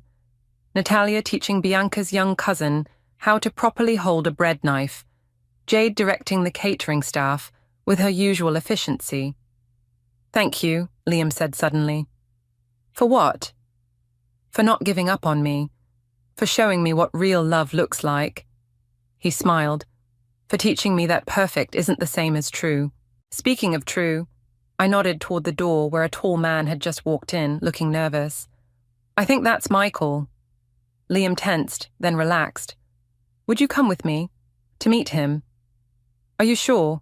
Natalia is learning to share." He squeezed my hand. "I have room in my heart for all my parents, the ones who gave me life, and the one who taught me how to live it." We walked together toward Michael, toward truth, toward whatever came next. Behind us, the fairy lights twinkled, the bread filled the air with warmth, and love, real love, filled every corner of the room. "Ready?" I asked. Liam took a deep breath. "Ready." As we approached Michael, I realized something profound. Revenge hadn't destroyed this family. It had transformed it. Like bread dough under gentle hands, it had been kneaded and shaped into something new, something real. Not perfect, not flawless, but true. And in the end, that was better than any revenge could ever be. "Hi," Liam said to Michael. "I'm your son." Michael's eyes filled with tears. "I know," he said. "I've always known." I started to step away, but Liam held on to my hand. "And this," he said proudly, "is my mum." Around us, the wedding celebration continued, not a performance this time, but a genuine celebration of love in all its imperfect, beautiful forms. The revenge I'd sought had given way to something far more powerful, the truth that had set us all free. The day my breakthrough discovery coincided with my divorce papers being finalized, I knew the universe had a twisted sense of humor. I stared at the petri dish under the microscope, my hands trembling as I processed what I was seeing. After 3 years of research, countless sleepless nights, and one devastating betrayal, I'd finally done it. My name is Michaela, and I'm a microbiologist who just discovered a potential treatment for an aggressive form of lymphoma. But 2 years ago, I was just Ethan's wife, the woman who supposedly couldn't handle his entrepreneurial spirit and visionary mindset. "Michaela, you need to see this!" Matteo burst into my lab waving his tablet. "The results from the second trial are even better than we expected." I looked up from my microscope, forcing myself to focus on the present. "Show me." He slid the tablet across my desk, his excitement palpable. "The cellular regeneration rate is unprecedented. This could be revolutionary." "I know." I smiled, but my phone buzzed, displaying my lawyer's name. "Give me a minute." Matteo nodded and stepped out. I answered the call, my heart racing. "It's done," my lawyer said. "The divorce is final. Ethan didn't contest any of the terms." Of course he didn't. He was too busy with Luna, his new girlfriend, and their shared vision for his company. The same company he'd built using my family's connections. The ones who'd chosen his side when everything fell apart. My sister Josephine's words still rang in my ears. "You're just jealous of his success, Michaela. He's building something amazing, and you're too focused on your little lab experiments to see it." Little lab experiments. I glanced at the groundbreaking results on my screen and let out a bitter laugh. "Michaela," Matteo poked his head back in, "the team's waiting for the briefing." I straightened my lab coat and followed him to the conference room. 6 eager faces looked up at me, ready to hear about our progress. This was my real family now, the ones who'd believed in me when everyone else hadn't. "Today," I began, "we've achieved something remarkable." As I presented our findings, my phone buzzed repeatedly. Text messages from Josephine. "Can we talk? It's about Ethan. Please, it's important." I ignored them all. After the presentation, Violet, our lead researcher, cornered me in the hallway. "You're distracted today. Everything okay?" Divorce papers came through. She squeezed my arm. Want to grab dinner? Talk about it? Actually, yes. I needed someone who understood. Someone who hadn't been charmed by Ethan's smooth talking and empty promises. At the small Italian restaurant around the corner, I finally let myself break down. You know what's funny? He always said my work was a waste of time, that I should focus on supporting his dreams instead. Violet poured more wine. Men like that can't stand when women outshine them. How's your family taking it? Still radio silent except for Josephine's texts today. Probably wants money. I stabbed at my pasta. They all bought into his lies. Mum even remortgaged her house to invest in his company. And now? Now I have a breakthrough that could change lives, and they're not here to see it. I took a deep breath. But maybe that's for the best. My phone buzzed again. This time it was an email from our department head. Urgent meeting tomorrow. Major pharmaceutical company interested in your research. Bring full documentation. Violet read the email over my shoulder and grinned. Now that's karma. It's more than that. I felt a smile tugging at my lips. It's validation. Later that night, alone in my apartment, I allowed myself to really feel it all. The triumph, the vindication, the lingering hurt. My laptop screen showed a news article about Ethan's company, promising revolutionary tech solutions. The comments section was full of investors asking questions about delayed products and missed deadlines. My phone buzzed one final time. A text from an unknown number. Michaela, it's Luna. We need to talk about Ethan, please. I deleted the message without responding and opened my research files instead. Tomorrow would be a big day, and I needed to be ready. Not for Ethan, not for my family, but for myself and the patients who could benefit from my work. As I reviewed my documentation, another email came through, this time from the pharmaceutical company itself. The numbers they were proposing made my head spin. More zeros than I'd ever seen. I thought about Ethan's face if he knew. About Josephine's dismissive words, about my mother's blind faith in the wrong person. But mostly I thought about the patients in our trials who were already showing improvement. That was the real victory. Not the revenge, not the money, but the lives we could save. I closed my laptop and smiled. Sometimes the best revenge isn't about getting even. It's about proving them wrong by succeeding beyond their wildest expectations. 2 years flew by in a blur of clinical trials, research papers, and increasingly promising results. I was in the middle of reviewing our latest data when Matteo rushed into my office, his face flushed with excitement. Have you seen the news? He thrust his phone at me. Your ex-husband's company is under investigation for fraud.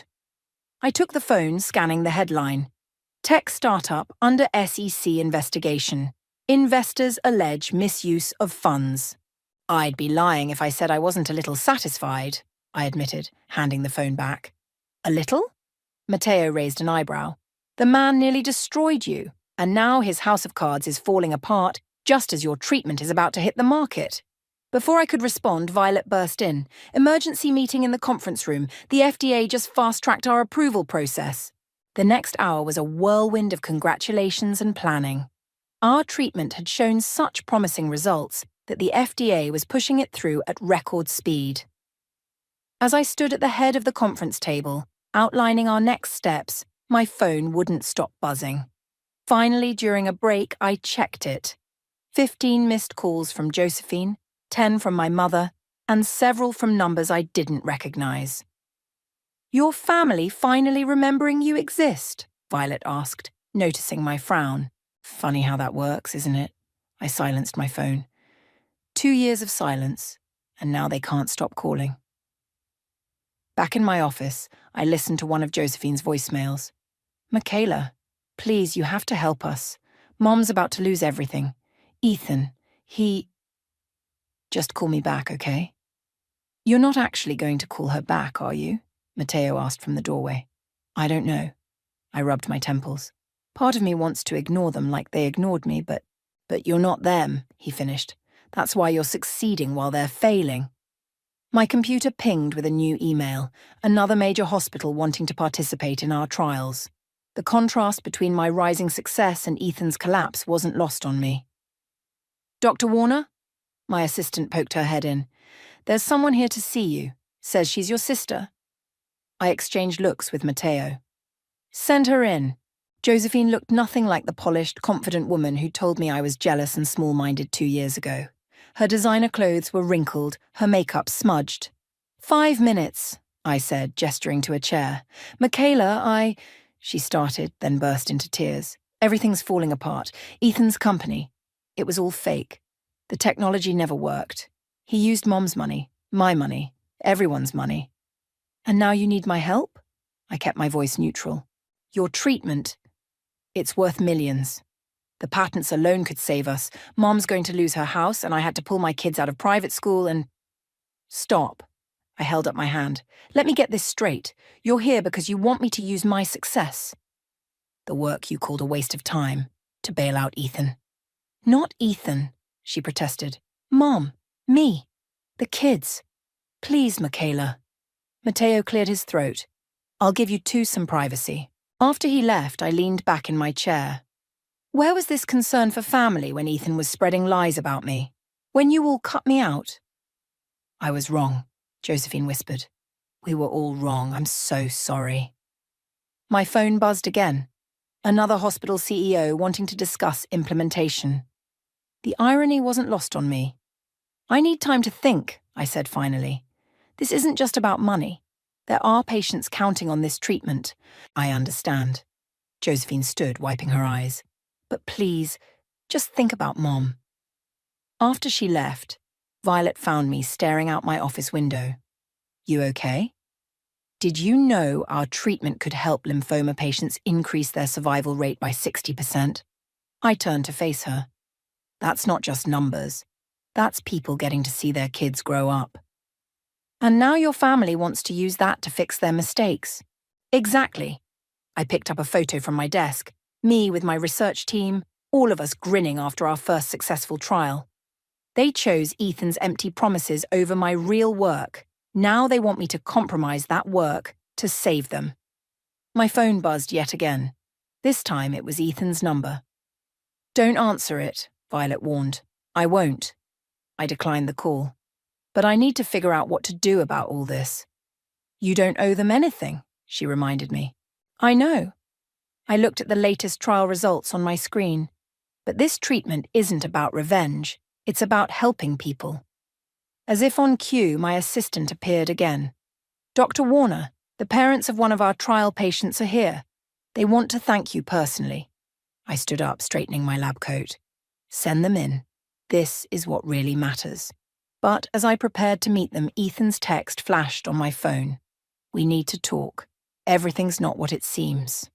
Please." I turned my phone face down. Whatever drama Ethan and my family were involved in would have to wait. I had lives to save first. The next morning I arrived at work to find my mother sitting in my office. She looked older, more worn than I remembered, her usually perfect hair showing streaks of grey. "How did you get in here?" I asked, setting down my coffee. "Your assistant."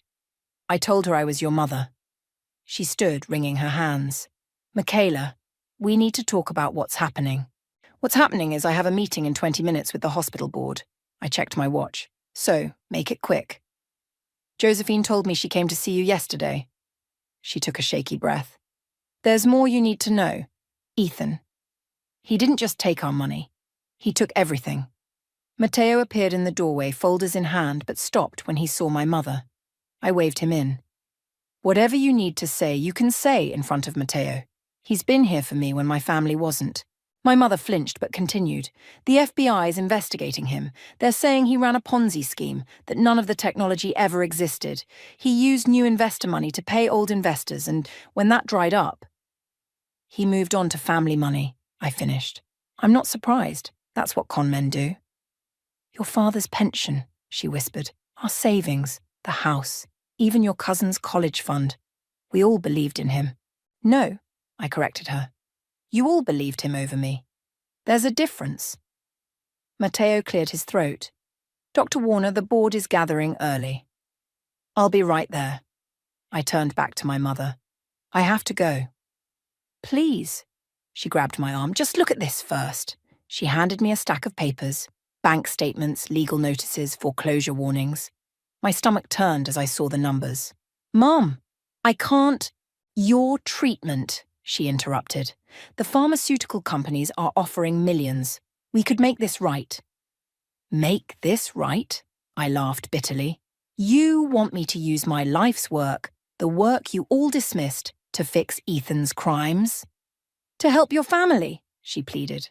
Before I could respond, Violet burst in. Michaela, you need to see this now. She turned on the office TV. Ethan's face filled the screen, standing outside a courthouse. He looked haggard, his usual confident smile replaced by desperation.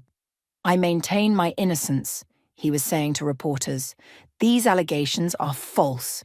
Our technology works. We just need more time. Turn it off, I said quietly. My mother was crying now. He told us he had buyers lined up. Major companies ready to invest billions. Like the way he told everyone I was unstable, that I was sabotaging his work out of jealousy. I gathered my files for the board meeting. I have to go. Michaela, please. I'll think about it, I said, not looking at her. But right now I have actual work to do. The board meeting was a triumph. Our treatment success rates were unprecedented, and the pharmaceutical company was increasing their offer. As I presented the latest data, I could feel my future solidifying. Speaking engagements, research grants, worldwide implementation. Afterward, Matteo found me in the lab. Your mother's still here. Of course she is. I adjusted my microscope. Did she tell you how she took Ethan's side during the divorce? How she told me I was being childish and jealous? She mentioned it. He sat beside me. She also showed me the foreclosure notice. It's bad, Michaela. I know. I pushed away from the microscope. But this treatment, it's not just about money. We're saving lives. And you can keep saving lives while helping your family, he said gently. The two aren't mutually exclusive. My phone buzzed. A text from Luna. They're freezing all his assets. Even my apartment, please talk to him. It's spreading, I muttered. Like a virus. Violet appeared with more news. Ethan's business partner just turned state's evidence. It's all over the financial news. I pulled up the article on my computer. The scope of Ethan's fraud was staggering. Hundreds of millions in investor money, all built on lies and false promises. Your name isn't mentioned anywhere, Violet noted. Small mercies, I closed the browser, but my family's will be soon enough. My mother appeared in the doorway again, looking smaller than ever. The FBI wants to interview me tomorrow. They're saying we might be held liable, that we should have known. I stood up, suddenly tired. Go home, Mom. I'll come by tonight. We'll talk about options. After she left, Violet touched my arm. You're not responsible for fixing this. No, I agreed, but I might be responsible for what happens next. My phone lit up with another text, this time from Josephine. Mom told me you'll help. Thank you. I know we don't deserve it. I didn't respond. Instead, I looked at the latest patient photos on my wall. People smiling, living, surviving because of our work. Whatever I decided, I couldn't let Ethan's lies taint that truth. Schedule a meeting with the lawyers, I told Violet. If we're going to do this, we're doing it my way. You want to do what? Matteo stared at me across the conference room table, his coffee forgotten. Set up a separate foundation, I repeated, spreading out the draft documents our lawyers had prepared. The pharmaceutical deal money goes into research and patient assistance. A portion gets allocated to help fraud victims, including my family, but not exclusively. Violet leaned forward. You're turning your revenge into a rescue mission? More like turning poison into medicine. I smiled grimly. Isn't that what we do anyway? Before anyone could respond, my assistant interrupted. Dr. Warner, Ethan's here. The room fell silent. I hadn't seen him in person since the divorce. Should we call security? Matteo asked, half rising. No, I stood up. I need to handle this. Ethan waited in my office, looking expensive even in distress. His suit was perfectly tailored, but his eyes were haunted. You look well, Michaela, he said softly. Success suits you. What do you want, Ethan? He ran a hand through his hair, a gesture I once found endearing. I need your help, but not the way you think. The way I think is that you're facing federal charges and trying to drag my family down with you. It's more complicated than that. He pulled out his phone, showing me an email. There are people, powerful investors. They're willing to make this all go away if we can show them working technology. I laughed. And you want what? To pretend my treatment is part of your company's portfolio? Think about it. He leaned forward. Your research, my connections, we could help everyone. Your family, my investors, the patients. Stop. I held up my hand. Just stop. You haven't changed at all, have you? Still trying to use other people's work to cover your lies. I made mistakes, he admitted, but people will lose everything. Your mother, Josephine, even Luna. Don't. My voice sharpened. Don't pretend you care about them. You used them, just like you used me. A knock at the door revealed Violet. Everything okay in here? Fine. I didn't take my eyes off Ethan. He was just leaving. Michaela, please, his voice cracked. I know I hurt you, but this is bigger than us. You're right about that. I walked to my office door and opened it, which is why I'm handling it my way. After he left, I called an emergency meeting with my team and the lawyers. The conference room filled quickly, everyone sensing the importance. Here's what we're going to do, I announced, distributing folders. The foundation will operate independently from the pharmaceutical deal. Complete transparency, ethical oversight, no room for manipulation. What about your family? Matteo asked. They'll have to apply like anyone else affected by the fraud. No special treatment. The lawyers nodded approvingly. One spoke up. This protects you and your research while still providing aid. It's elegant. It's fair, I corrected. Something Ethan never understood. My phone buzzed. Josephine again. Just saw Ethan leaving your building. What did he want? I ignored it and focused on the meeting. We spent hours hammering out details, ensuring everything was airtight. By evening, we had a solid plan. You're doing the right thing, Violet said as we packed up, even if it's not the easy thing. Nothing about this has been easy. I gathered my papers, but I won't let Ethan turn my work into another one of his schemes. At home that night, I finally called Josephine back. Ethan tried to convince me to help him fake technology for his investors, I told her. Oh, God, she sounded sick. And I'm setting up a foundation instead. You'll get information about applying for assistance soon. Applying? Her voice rose. Michaela, we're family. Exactly. Which is why you'll understand that I have to do this right. After hanging up, I opened my laptop to find an email from Luna. Whatever Ethan told you today, please know some of us were victims too. I never knew. I closed the email without responding. My screen showed a news alert. FBI expands investigation into tech startup fraud. Multiple conspirators suspected. My phone rang. My mother this time. I heard about your foundation idea, she said quietly. It's good, Michaela. It's what you always were, someone who helps people. Even when those people hurt me, I asked. Especially then, she paused. I'm sorry we didn't see it sooner. I looked at the patient photos on my wall, then at the foundation documents on my desk. Mom, I need you to understand something. This isn't forgiveness. This is justice for everyone involved. I understand. Her voice was small. Thank you for not abandoning us completely. After we hung up, I texted Matteo. Meeting tomorrow at 8. Time to put this plan in motion. His response came quickly. You're doing something extraordinary here, don't forget that. I smiled, thinking how different this felt from revenge. This was something better, something healing. The foundation's launch event was set for Friday evening at the city's main hospital. I stood at the podium adjusting my notes when I spotted Ethan slipping into the back of the auditorium. He's got some nerve, Matteo muttered beside me. Let him stay, I said. He should see this. The room filled quickly. Medical professionals, investors, media, and victims of Ethan's fraud. My mother and Josephine sat in the middle, looking uncomfortable in their dated business attire. Luna hovered near the exit, her designer clothes a stark contrast to her anxious expression. "Ready?" Violet squeezed my arm. I nodded and stepped up to the microphone. "Good evening. I'm Dr. Michaela Warner, and today we're announcing something unprecedented in medical research. As I outlined the Foundation's dual mission, advancing treatment accessibility while providing restitution to fraud victims, I watched Ethan's face. His expression shifted from hope to confusion to something like fear.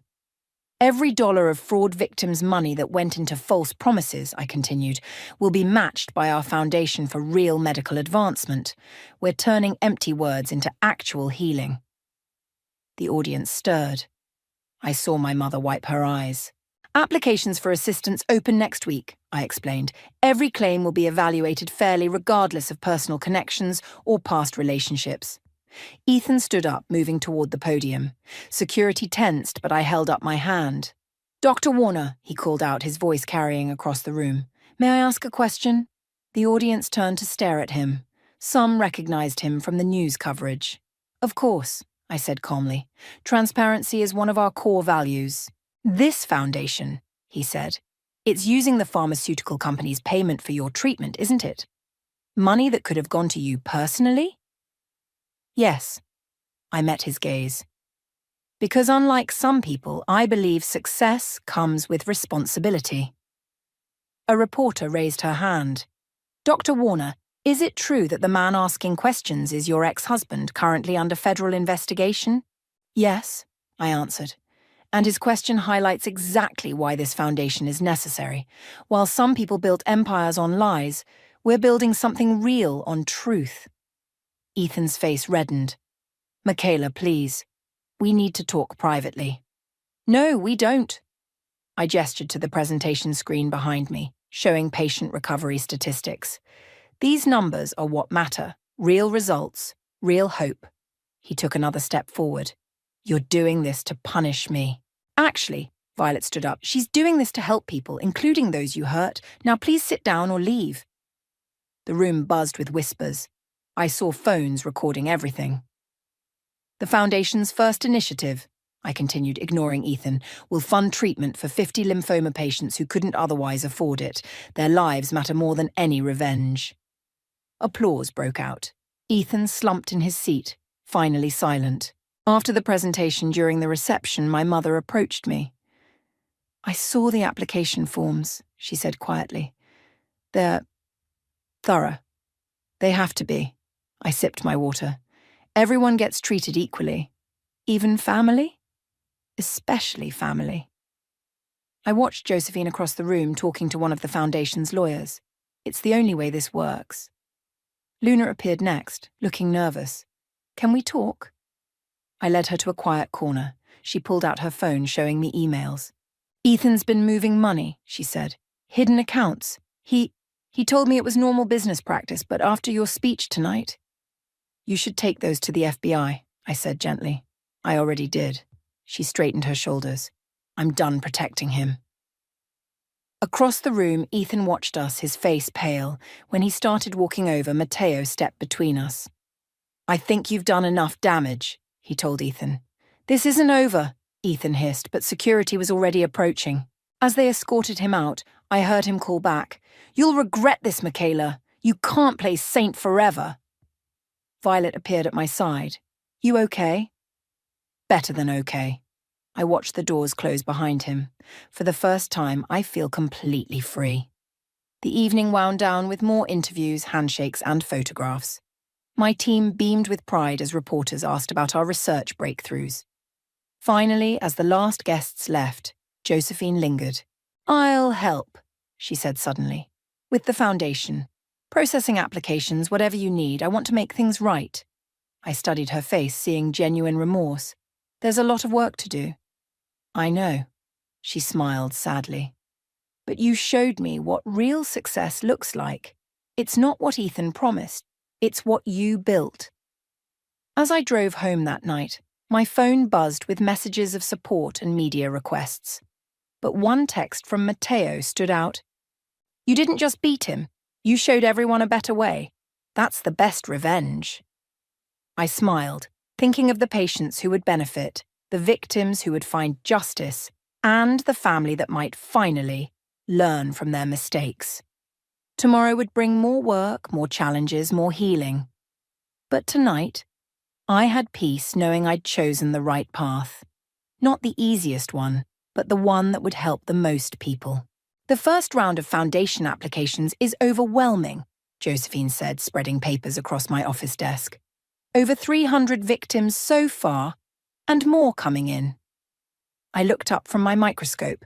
3 weeks had passed since the launch, and my sister had thrown herself into the foundation work with surprising dedication. Any familiar names? I asked. Too many. She held up a stack. Half our extended family, most of Dad's golf club, even my kid's former piano teacher. Matteo knocked and entered with fresh coffee. The FBI's here again. They want to talk about the offshore accounts Luna revealed. Send them in. I stood, straightening my lab coat. Josephine, would you— Stay, she interrupted. I should tell them what I know too. 2 agents entered, the same ones who'd interviewed me last week. They looked grimmer than before. Dr. Warner, the female agent began, we've uncovered something disturbing. Your ex-husband wasn't just running a Ponzi scheme. He was selling medical research data. My stomach dropped. What kind of data? Early versions of your treatment research. She pulled out some documents.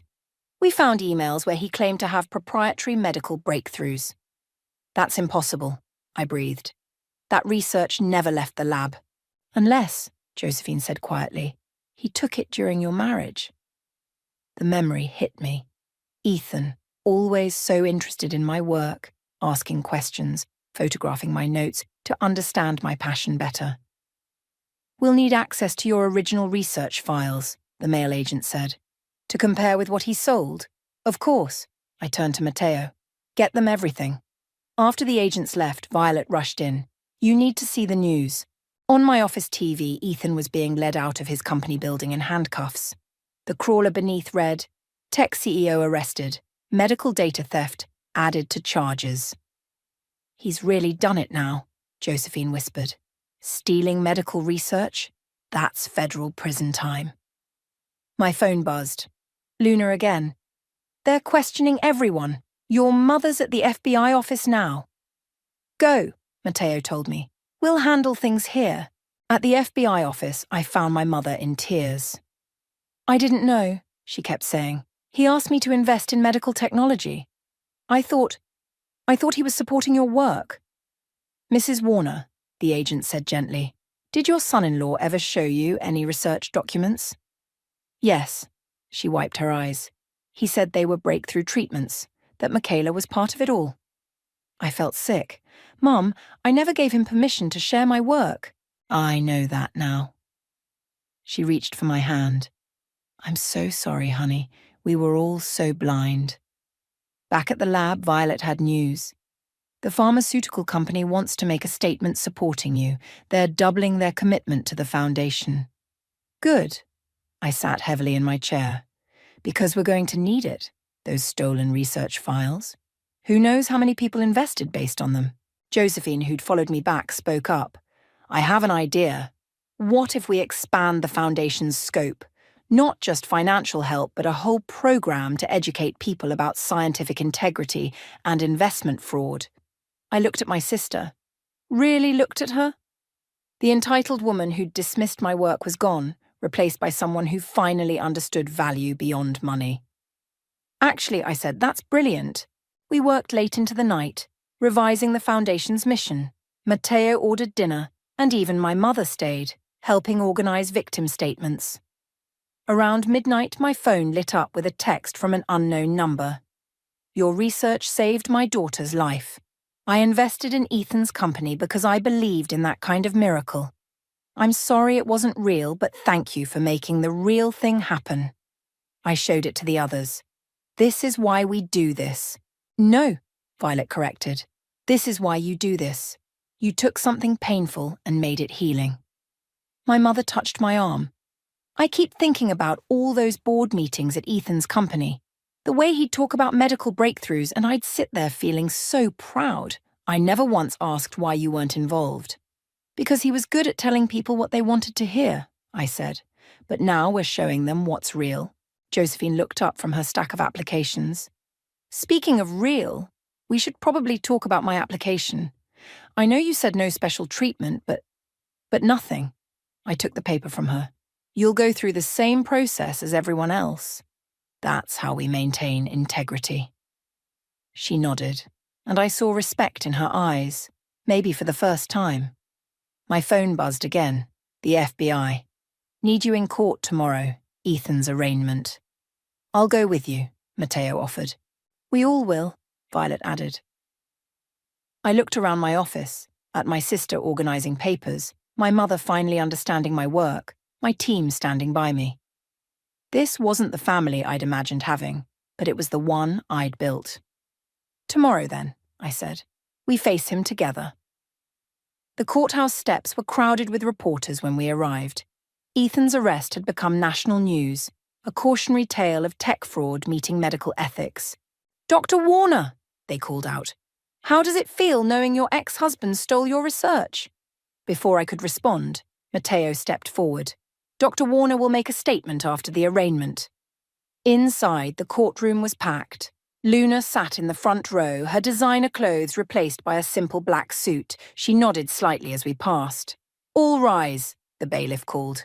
Ethan entered in an orange jumpsuit, handcuffed, looking nothing like the confident man who'd once dismissed my work as just lab stuff. His eyes found mine, pleading. The charges were read.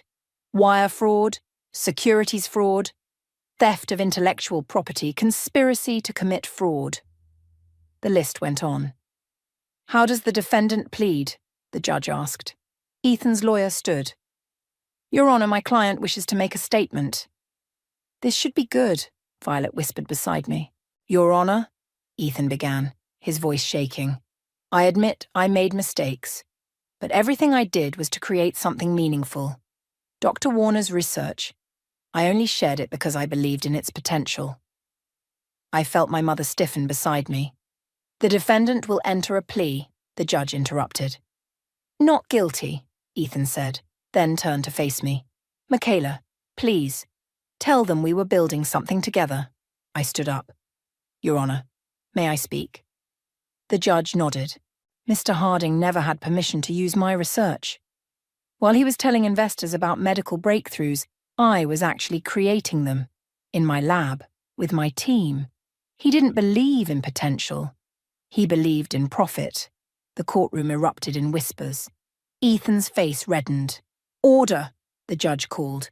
Mr. Harding, given the severity of the charges and the flight risk, bail is denied. As they led Ethan away, Luna approached me. The FBI found more accounts. He was planning to flee to a non-extradition country. Of course he was, I said. He never faced consequences before. Outside, the media waited. This time, I was ready. Dr. Warner, a reporter called, what would you say to other scientists worried about their research being stolen? I'd say that truth prevails. I gestured to my team. Real breakthroughs happen in labs, not boardrooms. Real healing comes from dedication, not deception. And what about the foundation? Another asked. The foundation continues its work. Today we're announcing full funding for another 100 lymphoma patients, plus educational programs about scientific integrity. Josephine stepped forward. As someone who invested in the fraud, I can say the foundation isn't just about money. It's about rebuilding trust. Back at the lab, celebrations were in order. Our treatment had just received final FDA approval, and the first round of foundation grants was ready. Look at this, Violet said, showing me her tablet. Our story was trending. Medical breakthrough triumphs over tech fraud. The pharmaceutical company's stock is soaring, Matteo added. They're calling it the integrity bump. My mother appeared with coffee for everyone. She'd been volunteering at the foundation, learning about real medical research. I spoke to Dad, she said quietly. He's finally ready to talk. Seeing Ethan in court, it opened his eyes. Speaking of opening eyes, Josephine called from my computer, you need to see these application responses. She pulled up emails from fraud victims. Not angry demands for money, but thoughtful reflections on lessons learned. Many asked to join our educational programs. We're changing the narrative, I realized. It's not just about losing money anymore. It's about understanding value. Luna appeared in my doorway. The prosecutors want to meet tomorrow. They're offering a deal, but they need your input. No deals, I said firmly. He needs to face everything he did. Agreed. She handed me a flash drive. Here's everything I found in his private files. He kept detailed notes about how he used your research, called it his insurance policy. I took the drive, feeling its weight. Thank you for coming forward. Thank you for showing me what integrity looks like, she replied. That evening, as my team celebrated our FDA approval, I watched them all. Matteo arranging patient schedules, Violet explaining the treatment to new doctors, Josephine helping fraud victims understand the application process, my mother learning the difference between real research and empty promises. My phone buzzed with a message from Ethan's lawyer. He wants to make a deal. Says he'll reveal everything about the fraud if you support leniency. I showed it to Violet, who scoffed, still trying to manipulate his way out. Not this time, I said, deleting the message. The lab's TV showed Ethan's company building being raided by federal agents. But across the street, our foundation's new educational center was opening its doors. Dr. Warner, my assistant appeared. The first round of funded patients is here for treatment. I stood straightening my lab coat. This was real success, not revenge, not vindication, but actual healing. As I headed to meet the patients, I caught my reflection in the window. I barely recognized the woman who'd once doubted her worth in Ethan's shadow. She was gone, replaced by someone who knew exactly who she was and what she could do. The morning of Ethan's sentencing, I stood at my lab window watching the sunrise paint the city gold. My phone buzzed with a text from Matteo. Court in an hour, ready? Before I could respond, Josephine rushed in. You need to see this. She handed me her tablet, showing an email from Ethan. He'd sent it to everyone he'd ever contacted about his fraudulent company. Today, I face sentencing for my crimes. But first, I owe you all the truth. The medical breakthroughs I promised weren't mine to promise. They belonged to my ex-wife, Dr. Michaela Warner. While I sold lies, she created genuine healing. The foundation she built from the ashes of my fraud represents everything I pretended to be but never was. He actually admitted it, I whispered. There's more, Josephine said. Look at the responses. Hundreds of replies flooded in, from investors, victims, even former employees. Not angry accusations, but messages of support for the foundation's work. Violet appeared with coffee. The pharmaceutical company saw the email. They're tripling their funding commitment. And the patient waiting list? I asked. We can help them all now, she smiled. Every single one. In the courthouse, Ethan stood before the judge in his orange jumpsuit, shoulders slumped. Before sentencing, the judge said, Dr. Warner has requested to speak. I walked to the podium, feeling everyone's eyes. Your Honor, when my ex-husband stole my research, he didn't just commit fraud. He betrayed the trust of people hoping for healing. But something unexpected happened. His crimes led to the creation of a foundation that's now helping more people than his false promises ever could. I turned to face Ethan directly. You taught me something important, I continued. Success isn't about winning or revenge. It's about turning damage into healing. The judge nodded. Mr. Harding, you've pled guilty to all charges. Given the scope of your fraud and the theft of medical research, I sentence you to 15 years in federal prison. As they led him away, Ethan caught my eye. I'm sorry, he mouthed. Outside, my mother waited with news. Dad's here. He wants to help with the Foundation's education program. Says he can teach others about the warning signs he missed. Before I could respond, Luna approached. The FBI finished tracking the money. With what they've recovered, plus the pharmaceutical funding, the Foundation can expand globally. Speaking of global, Matteo said, checking his phone, the World Health Organization wants you to speak about medical ethics and fraud prevention. I looked at my assembled family, not just blood relatives, but the people who'd stood by me through everything. Violet organizing patient care, Matteo protecting our research, Josephine rebuilding trust, my parents finally understanding real value. "Dr. Warner?" a young woman approached, holding a little girl's hand. "My daughter was in your first treatment group. I wanted you to see—" The girl smiled, healthy and bright. "I'm going back to school next week. This," I told my team, "this is what real success looks like." Back at the lab, we gathered for an impromptu celebration. The TV showed coverage of Ethan's sentencing, but nobody watched. We were too busy reviewing patient progress reports. "Remember when he said your work was just lab stuff?" Violet asked, pouring champagne. "Now it's saving lives," Matteo added. My phone buzzed. A message from the pharmaceutical company. "Treatment approval in 27 new countries. Foundation offices opening next month." Josephine looked up from her stack of applications. "You know what's amazing? People aren't just asking for help anymore. They're asking how they can contribute." "Because you showed them how," my mother said. "You turned your pain into purpose." "We all did," I corrected her. "Every person in this room chose truth over lies, healing over hurt." The lab door opened, and my father walked in for the first time. He stood awkwardly, taking in the research displays, the patient photos, the Foundation's mission statement on the wall. "I was wrong," he said simply, "about everything. Show me how I can help make it right." I handed him a Foundation volunteer badge. "Welcome to the team." As evening fell, I walked through the lab one last time before heading home. The microscopes that once represented lonely nights now showed breakthrough discoveries. The office where I'd received divorce papers now housed healing plans for thousands. My phone lit up with a final message from Ethan's prison email. "You did what I never could. You built something real. I hope someday you can forgive me." I didn't respond. Instead, I texted my team. "Tomorrow we start helping patients in 3 new countries. Better get some rest." Looking out at the city lights, I smiled. This wasn't the ending I'd expected when my marriage collapsed, when my family chose sides, when my work was stolen. It was better. Because sometimes the best revenge isn't about getting even. It's about getting better, building bigger, healing harder. And sometimes the family you rebuild is stronger than the one you lost. I turned off my office light and headed out, ready for tomorrow's challenges. After all, real success stories don't end, they just keep growing.